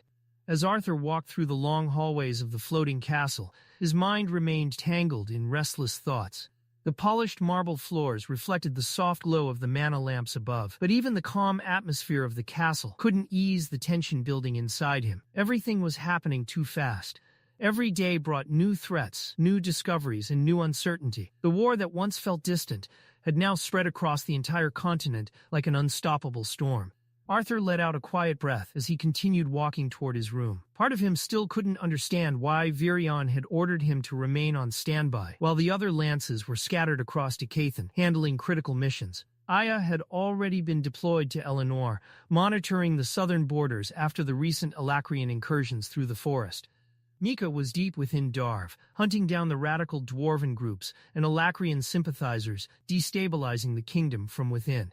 Varwe had stationed herself along the western coastline, personally overseeing the fortification of major cities in preparation for a possible naval assault. Byron was scouting the northern range of the Grand Mountains, searching relentlessly for any sign of scythes or retainers entering Dicathen. Everyone was moving. Everyone was fighting. Yet Arthur remained in the castle. He frowned slightly. Still, he trusted Virion. The old commander wasn't the type to make meaningless decisions. If Virion wanted him here, then there had to be a reason for it. Arthur simply hadn't figured it out yet. As he reached the door to his room, he suddenly heard muffled voices coming from inside. "You have to help me. Promise?" Arthur paused, then slowly opened the door. The moment he stepped inside, Ellie instantly turned toward him with a bright smile, while Sylvie sat suspiciously close beside her on the couch. Boo rested lazily on the floor nearby. Arthur narrowed his eyes immediately. "That doesn't look suspicious at all." Sylvie crossed her arms innocently. "You're overthinking it." Arthur wasn't convinced for even a second. Ellie quickly changed the subject before he could question them further. "What happened? Why did it take you so long?"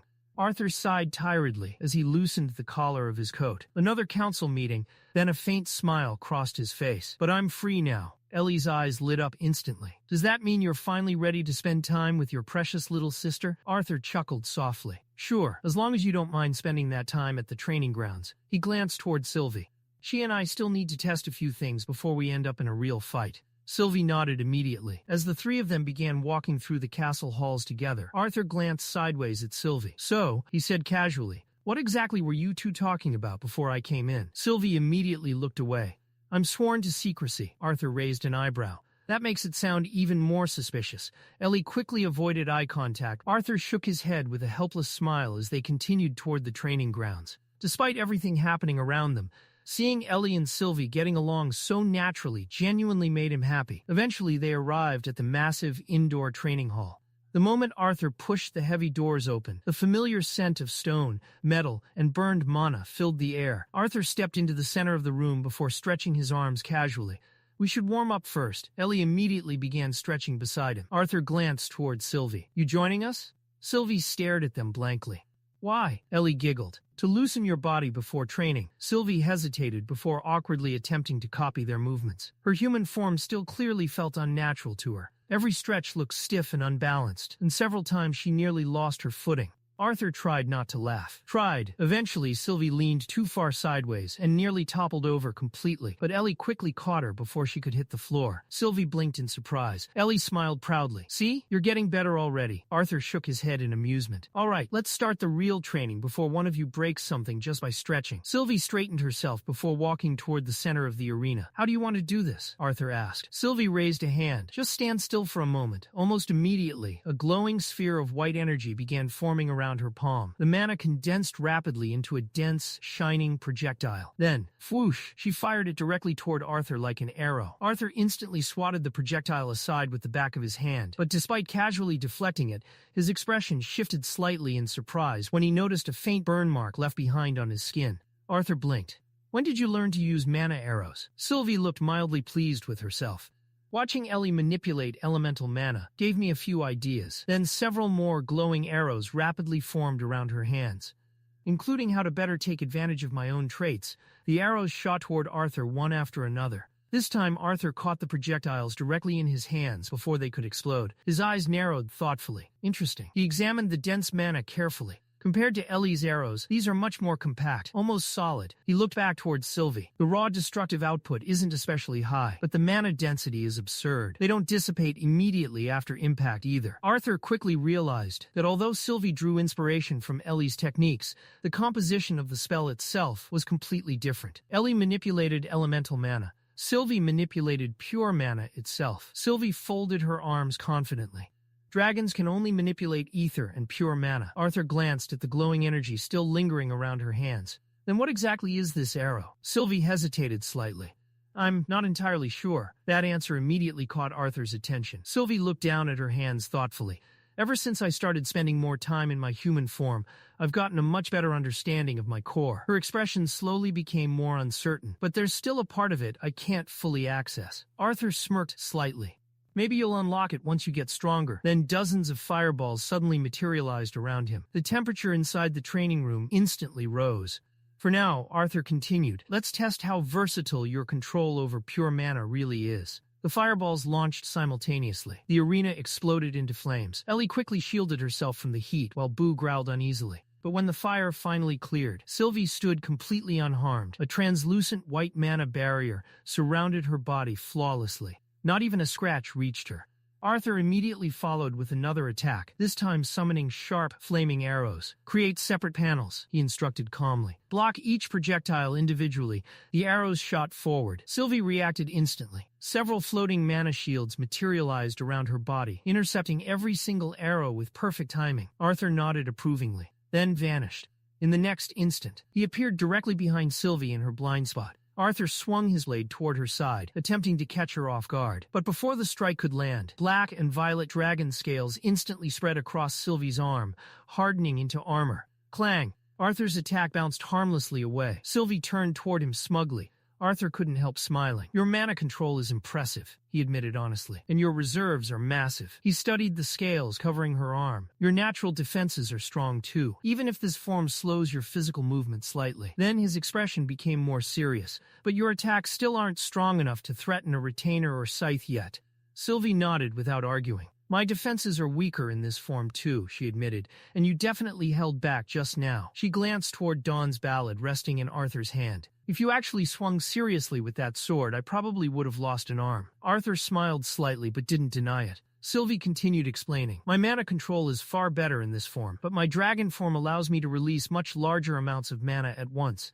Arthur nodded thoughtfully. Less refined, but more destructive. Exactly. Arthur then raised a hand again. One more test. Sylvie tilted her head curiously. Create a square mana panel in front of me, Arthur instructed, and keep it stable. A glowing shield appeared instantly before him. Arthur took a stance, then struck it. The impact shook the entire arena floor. But the shield didn't break. Arthur's eyes widened slightly in genuine surprise. Good. Then he pointed toward the opposite side of the room. How far can you maintain control? Sylvie sent the shield floating across the arena, while Arthur observed carefully. Keep moving it. The shield twisted, rotated, accelerated, and shifted direction rapidly through the air while Sylvie maintained full control over it. Arthur watched closely, then suddenly spoke again. Now converted into an arrow, the shield instantly collapsed inward before reshaping itself into a glowing projectile. Sylvie fired it forward immediately. Arthur smiled. Not bad at all. At this point, Arthur finally began understanding how they could properly coordinate during battle. Sylvie's control, defense, and adaptability could complement his combat style perfectly. And as the two of them resumed sparring, Ellie stood quietly near the sidelines beside Boo, watching the overwhelming exchange of power unfold before her eyes. Explosions shook the arena. Mana clashed violently. Arthur and Sylvie moved at speeds Ellie could barely follow. And for the first time in a long while, Ellie truly realized just how massive the gap between her and them had become. As Arthur and Sylvie finally wrapped up their training session, the lengthy sparring session had given Arthur a much clearer understanding of Sylvie's current abilities in her human form, as well as the strengths and limitations they would need to account for in future battles. Sylvie, however, looked completely exhausted. Her shoulders slumped as she walked away from the training area. The two exchanged a playful high five, as if one fighter was tagging out while the next stepped into the arena. Your turn, Sylvie muttered, and the moment she reached Boo, she practically collapsed onto the giant bear's soft fur. Boo let out a low grunt of surprise, but didn't move, allowing the tired dragon to use him as a living pillow. Arthur couldn't help but chuckle. Get some rest. At that moment, Ellie stepped forward with obvious excitement shining in her eyes.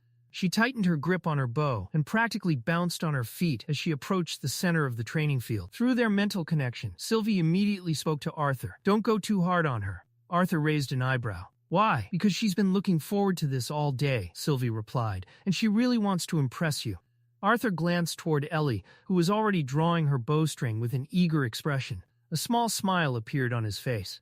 There won't be any fun in that, he answered. Ellie planted her feet firmly and raised her bow. I'm ready. Arthur nodded. Let's see what you've got. Without warning, he stomped lightly against the ground. Several chunks of stone erupted upward and shot toward Ellie like cannonballs. The attack wasn't particularly powerful, but it was fast enough to test her reactions. Ellie's eyes sharpened instantly. She pulled back her bowstring. Thwip! A mana arrow streaked forward. The first stone shattered. Another arrow followed. Within moments, every incoming projectile exploded into fragments before they could even reach her. Stone dust scattered through the air. Ellie lowered her bow slightly and smirked. You're going to have to do better than that. Arthur blinked, then laughed. Confident, he lifted a hand. Dozens of fireballs instantly materialized around him. The glowing spheres floated in the air like miniature suns, filling the training grounds with heat. Arthur glanced toward Sylvie. At this rate, he said, I might not even get the chance to go easy on her. Arthur smiled. This should be good practice for both of us. The fireballs launched forward. Ellie immediately sprang into motion. She moved across the field with surprising agility, weaving between the incoming attacks while continuously firing arrows. One fireball exploded behind her, another passed inches from her shoulder, a third detonated where she had been standing only moments before. Yet throughout the entire barrage, her aim never wavered. Mana arrows flew from her bow one after another. Arthur watched carefully. Her draw speed had improved significantly. More importantly, her movement was becoming increasingly natural during combat. But Arthur wasn't finished. Cold mana gathered around him. The temperature dropped instantly. A moment later, dozens of icebergs formed around his body. Each construct looked almost alive. With a flick of his wrist, the frozen birds surged toward Ellie. The attack came from multiple angles simultaneously. Ellie immediately jumped backward while continuing to fire. Arrow after arrow shot through the air. Every single iceberg shattered before reaching her. Not one survived. Arthur's eyes widened slightly. Her accuracy had become frightening. The instant the final ice construct exploded, Arthur switched elements again. Fire mana erupted from the ground. Massive flames spiraled upward. The inferno twisted and condensed until it formed a gigantic beast made entirely of fire. The blazing creature towered over Ellie, radiating enough heat to distort the air around it. Even Boo lifted his head. Sylvie sat upright. The creature let out a roar that shook the training grounds. Arthur folded his arms. "Your offense is impressive," he admitted. "But what happens when you face a spell that can't simply be shot down?" Ellie stared at the towering monster. Then she smiled. Slowly, she reached into her quiver. This time she withdrew a different arrow. Its surface shimmered with concentrated mana. Arthur noticed immediately. The atmosphere around the projectile felt different, much denser, much more powerful. Without hesitation, Ellie drew her bowstring. The mana around her surged. Then she released. The arrow shot forward like a beam of light. Arthur expected it to punch through the construct. Instead, boom, the entire fire beast exploded. The massive spell collapsed instantly. Flames scattered in every direction before vanishing completely. The attack Arthur had spent far more mana creating was erased in a single shot. Silence filled the training grounds. Arthur stared. Ellie stood confidently with her bow lowered. A smug smile slowly appeared on her face. Arthur blinked, then laughed. "That was impressive?" Ellie interrupted. Arthur opened his mouth. "Maybe superb?" Arthur snorted. Ellie grinned wider. Jaw dropping? Arthur shook his head. "It wasn't bad." Ellie's expression immediately flattened. "Not bad?" Arthur ignored her protest. "Your arrows are made entirely from pure mana. Your reload speed is significantly faster than a traditional archer's, and your accuracy has improved dramatically." Ellie crossed her arms. "Those compliments seem a little dull." Before Arthur could answer, Sylvie jumped in. "What your brother means to say is that he's very proud of you." Arthur immediately pointed at her. "Do not verbally express my thoughts." Sylvie burst out laughing. Ellie smiled despite herself. Arthur eventually sighed. "Your stamina still needs work, and your overall experience is lacking. But those things will improve with time." Ellie nodded slowly. Then her expression became noticeably more serious. "There was actually something I wanted to ask." Arthur immediately noticed the change. "What is it?" Ellie hesitated. For a moment it looked like she might back down. "Never mind." Sylvie immediately sat up. "Nope, you're asking now." Arthur narrowed his eyes. "Does this have anything to do with whatever you two were secretly discussing earlier?" Ellie took a deep breath. Then she finally said it. "I want to fight in the war." The words hung heavily in the air. Arthur froze. Even though part of him had expected it, hearing her say it aloud still caught him off guard. Ellie stepped forward. "You said it yourself. I've improved a lot." Arthur remained silent. Ellie continued. "I'm confident I'm stronger than a lot of soldiers who have already been assigned to combat units. And I'm not asking to be put on the front lines." She tightened her grip on her bow. "I'd be fine serving in reserve forces. I'm an archer anyway." Arthur stared at her. For a moment, he saw the little sister he had always tried to protect. But he also saw someone who had worked tirelessly to grow stronger. Someone who refused to remain helpless. Slowly, he placed a hand on her shoulder. "I can see how hard you've been working." Ellie's eyes brightened slightly. "I'm not saying no." Her face immediately lit up. But Arthur continued, "I'm also not sure this is a decision I can make alone."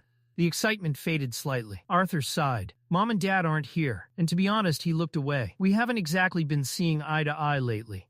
Ellie blinked. "You still haven't made up after last time?" Arthur looked at her in surprise. "How did you know?" Ellie rolled her eyes. "I'm young, Arthur, not dumb." Arthur couldn't even argue with that. For a few moments, he thought carefully. Then an idea came to him. "How about this?" Ellie leaned forward immediately. Arthur smiled. "Come on a mission with me." Ellie's eyes widened. If you perform well, he continued, then you'll have my blessing. But I still can't speak for Mom and Dad. For a moment, Ellie simply stared. Then really? She practically launched herself at him. Arthur barely had time to react before she wrapped her arms around him in an excited hug. Thank you. Arthur laughed despite himself. Nearby, Sylvie smiled knowingly. That was surprisingly fair of you. Arthur glanced toward her. Maybe it was. Or maybe he simply knew that trying to stop Ellie entirely would never work. Just as the training session was winding down, the doors to the training grounds opened once again. Arthur turned and was surprised to see Queen Mariel entering the arena. The Queen of Elenoir moved gracefully through the spacious hall, her elegant robes flowing behind her as she approached. A gentle smile rested on her face as her eyes swept across the scene before her. It looks like another Leywin is preparing to help save the continent. Ellie immediately straightened, while Arthur offered a respectful nod. Your Majesty. Mariel waved her hand dismissively. Please, don't stop on my account. Continue your training. Arthur relaxed slightly. What brings you to the training grounds this late in the evening? The Queen glanced around the room before answering. I occasionally check on the children and young mages training here. Many of them are good kids, and quite a few happen to be citizens of Elenoir. Arthur smiled faintly. The royal couple of Elenoir had always been unusually involved with their people. Unlike many rulers who remained isolated behind palace walls, both Alduin and Mariel genuinely cared about the well-being of their citizens. Mariel looked around the nearly empty training grounds. I didn't expect the room to be completely cleared out. Her eyes briefly shifted toward Arthur, Ellie, and Sylvie, and I apologize if I interrupted what appeared to be a family conversation. Arthur shook his head. Don't worry about it. It wasn't anything serious. The Queen raised an eyebrow. Really? A knowing smile appeared on her face, because it sounded rather serious from where I was standing. Arthur coughed awkwardly. Mariel chuckled softly. Everyone is doing what they can to help in this war. Her gaze settled on Ellie.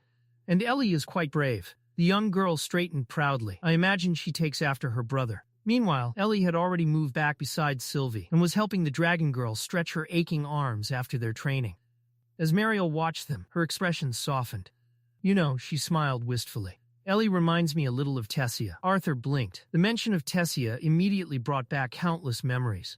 Mariel laughed quietly. Do you remember the incident when Tessia overheard the castle chefs complaining about missing meat? Arthur immediately laughed. How could I forget? The memory was still vivid. Tess practically dragged me into an investigation. His smile widened. She was convinced some kind of criminal mastermind was operating inside the castle. Mariel covered her mouth as she laughed. And after all that effort, Arthur shook his head. We caught Virion stealing food, red-handed, Mariel added. The two shared a brief laugh.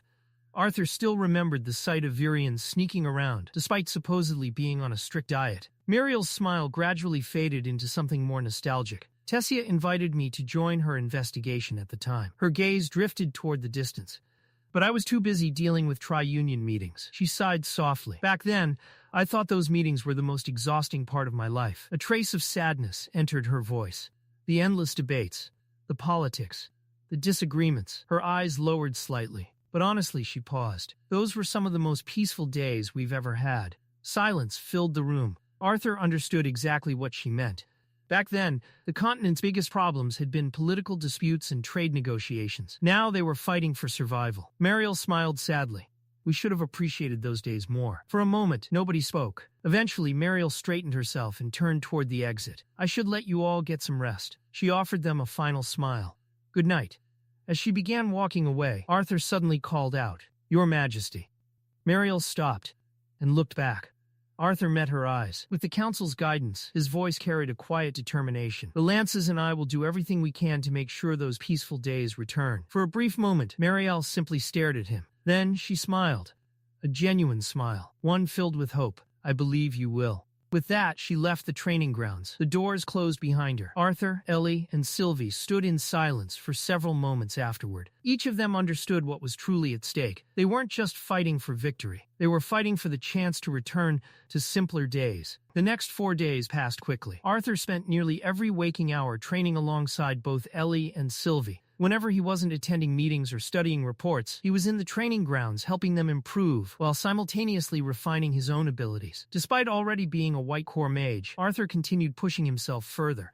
One of the areas he focused on was earth magic. Specifically, golem creation. Large stone constructs rose from the ground under his command, but controlling them properly proved far more difficult than he had expected. The larger the construct became, the harder it was to maintain precise control. Arthur couldn't help but think about Ulfrid. The dwarf had manipulated stone golems effortlessly. Then, his thoughts drifted toward Ren Kane.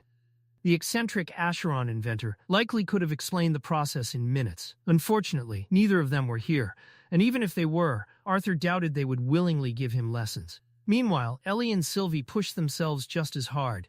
By the end of each training day, both girls were usually physically and mentally exhausted. Ellie's control over pure mana continued improving steadily. She became increasingly efficient at creating and manipulating mana arrows without unnecessarily draining her core.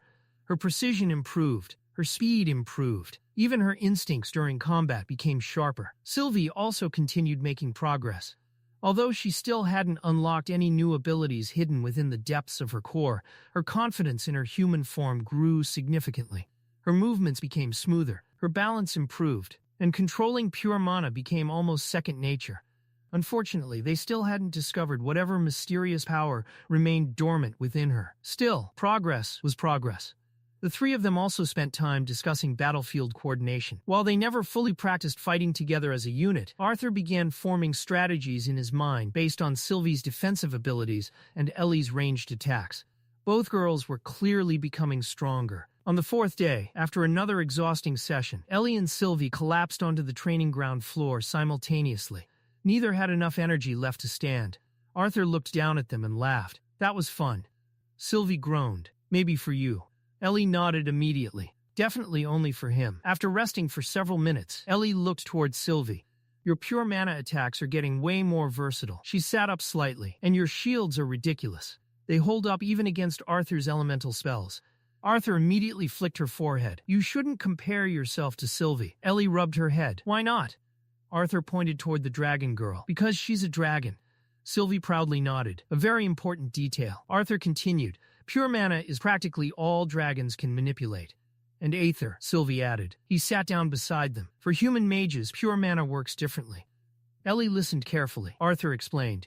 Pure mana comes directly from a mage's core. It takes time to gather and purify. Elemental magic also draws from your core, but it additionally utilizes ambient mana from the environment. The small sphere floated above his hand. Pure mana spells are harder because they originate entirely from the caster.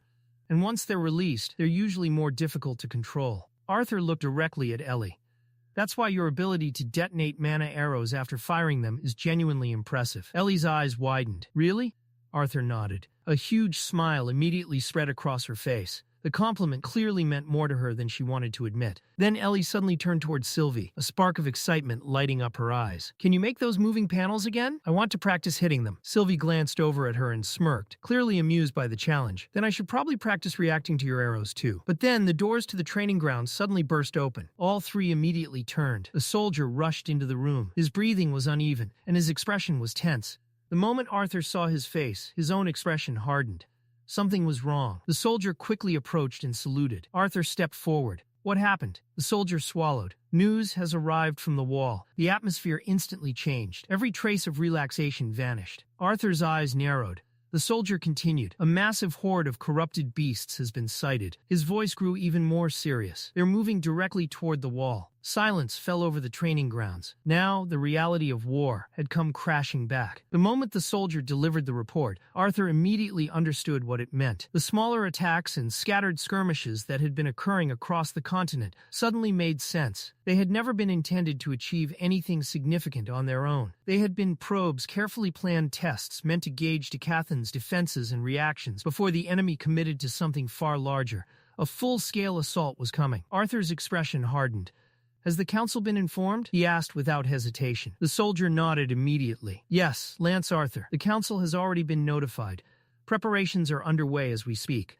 Arthur gave a firm nod. Good, I'll report directly to Commander Virion. He turned to leave, but before he could take more than a few steps, Ellie suddenly called out. Wait. Arthur glanced back. Ellie stepped forward, determination written all over her face. I'm coming with you. Arthur immediately knew where this was going. You said you'd take me on the next mission. The excitement in her voice was genuine, but Arthur couldn't share it. This isn't some routine assignment, he said firmly. This is a massive horde of corrupted mana beasts. People could die. His gaze softened slightly. You could get seriously hurt. Then his voice dropped even lower.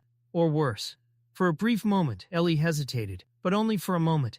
"You'll be there," she said. Arthur frowned. "And I'll be behind the wall." She crossed her arms stubbornly. "I won't be charging into the beast glades. I'll be fighting from one of the safest places on the battlefield." Arthur opened his mouth to argue again, but Sylvie stepped forward. "I think she has a point." Arthur looked toward her. Sylvie shrugged.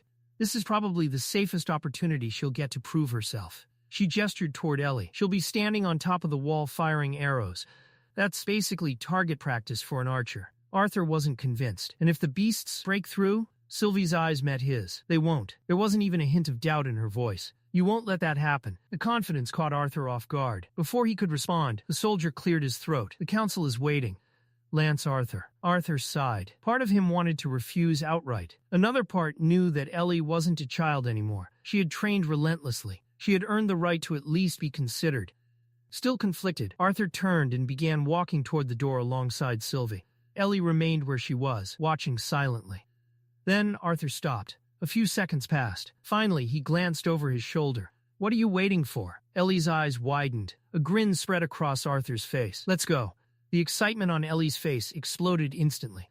She nearly tripped over herself rushing after them. "Really?" Arthur simply shook his head. "Don't make me regret it." The soldier led the group through the castle corridors before eventually bringing them to a military officer waiting nearby.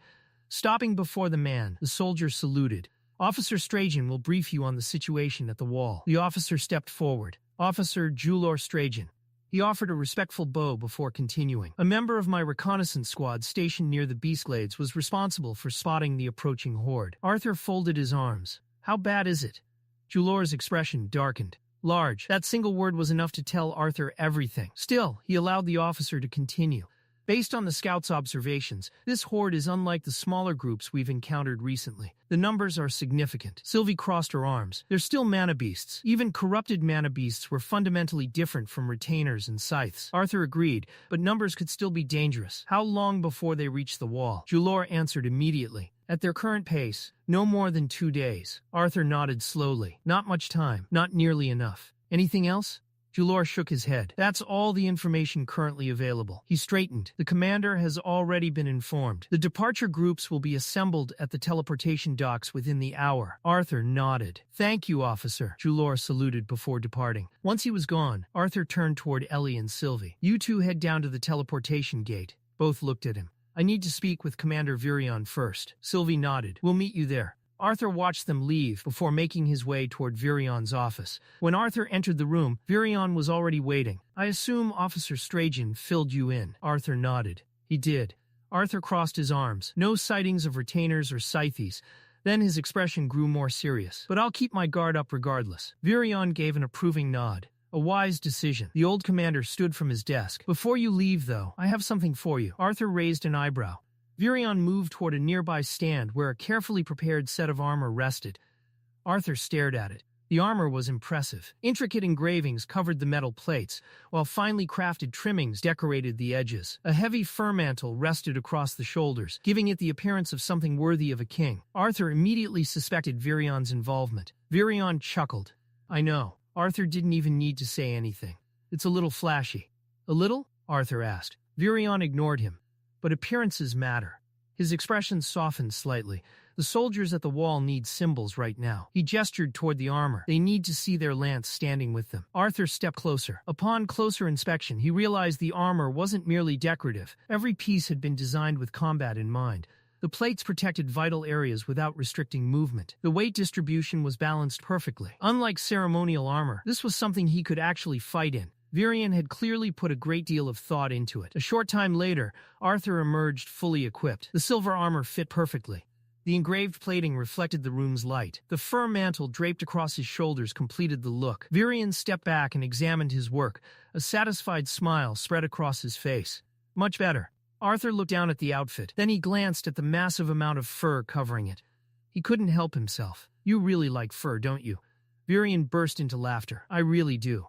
He adjusted the mantle slightly. "That mantle is actually an old piece of mine." Arthur looked surprised. Virion nodded proudly. "I wore it when I was younger." His eyes sparkled with nostalgia. "Although, if I'm being honest, it looked better on me." Arthur laughed. Virion smirked. "But I'll let you borrow it anyway." For a moment, silence settled between them. Arthur looked at the old commander.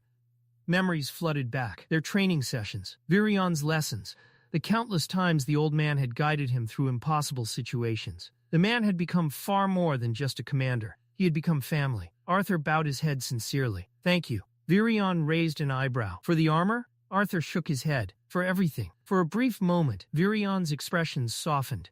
Then the old commander smiled. If you really want to thank me, his eyes sharpened. Keep the wall from falling. Arthur straightened. The seriousness of the mission settled heavily upon his shoulders. He placed a fist over his chest. You have my word. And with that, fully armored and ready for war, Arthur turned toward the door and prepared to leave for the wall. As Arthur followed Virion down the grand staircase of the floating castle, he was surprised to see a large gathering waiting below. The entire council was there. Kings, queens, elders, commanders, and advisors stood gathered near the departure platform. Arthur raised an eyebrow. I wasn't expecting this many people. Virion chuckled beside him. Of course they're here. The old commander gestured toward the assembled leaders. They wanted to see you off. Arthur shook his head slightly, but couldn't deny the gesture was appreciated. Before he could say anything else, Virion motioned toward two waiting mages standing nearby. There are a few people I'd like you to meet. The two mages stepped forward immediately. This is Gavik Lund. The first man bowed respectfully. It is an honor to serve under you, Lance Arthur.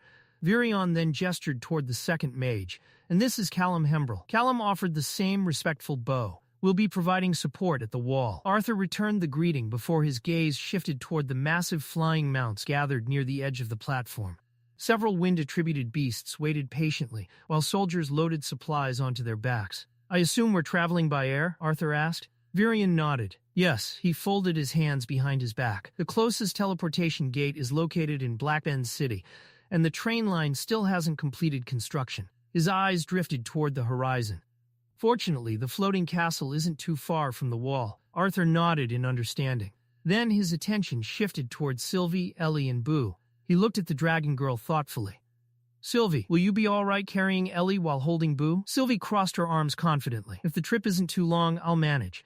Before Arthur could respond, Gavik stared at Sylvie and Ellie in disbelief.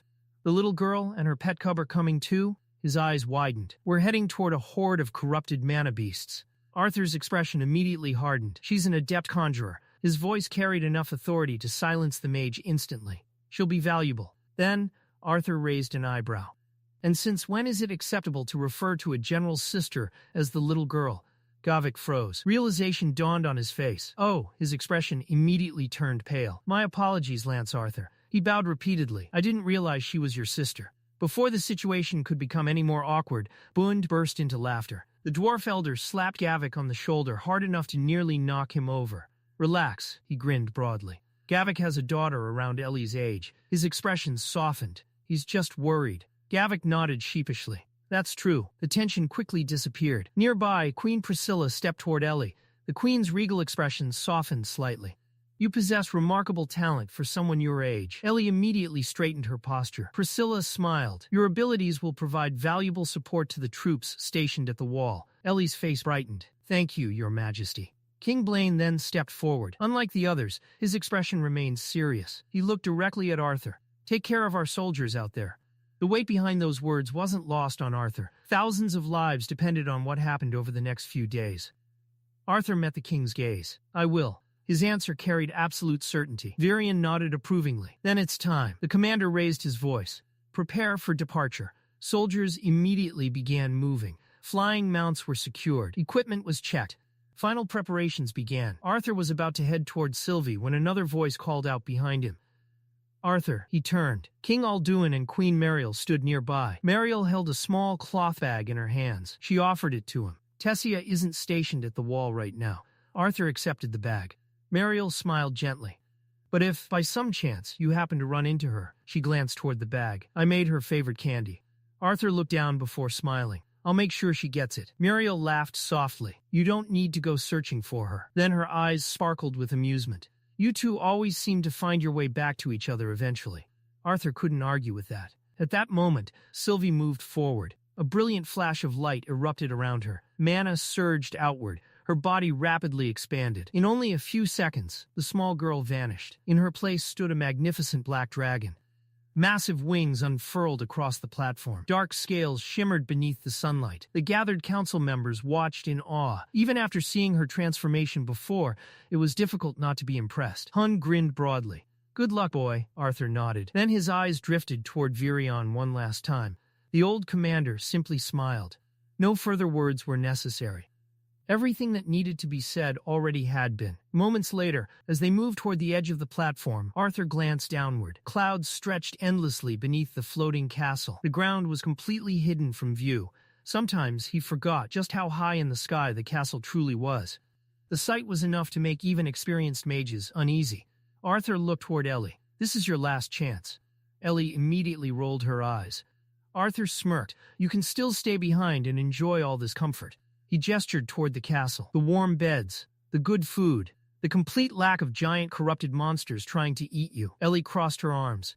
"You can't convince me now." Her expression remained completely determined. "I've already made up my mind." Then she glanced downward through the clouds. A nervous look appeared on her face. Although Arthur raised an eyebrow, Ellie swallowed. "I might be a little nervous about flying for the first time." Arthur laughed. "Just hold on tight." Sylvie turned her massive head slightly. "I won't drop you." Then her golden eyes shifted toward Boo. The bear cub was clinging to her scales with absolute terror. "And I won't drop you either." Boo let out a miserable whimper. That didn't seem to reassure him at all. Arthur couldn't help smiling. Then he looked toward the horizon. His expression hardened. "All right," Mana surged around him. "Let's move out." With a powerful beat of her wings, Sylvie launched into the sky. The group soared away from the floating castle and raced toward the wall. Hours passed. The sky gradually shifted from bright afternoon sunlight into the golden hues of evening. The journey was long. Eventually, both Ellie and Boo fell asleep.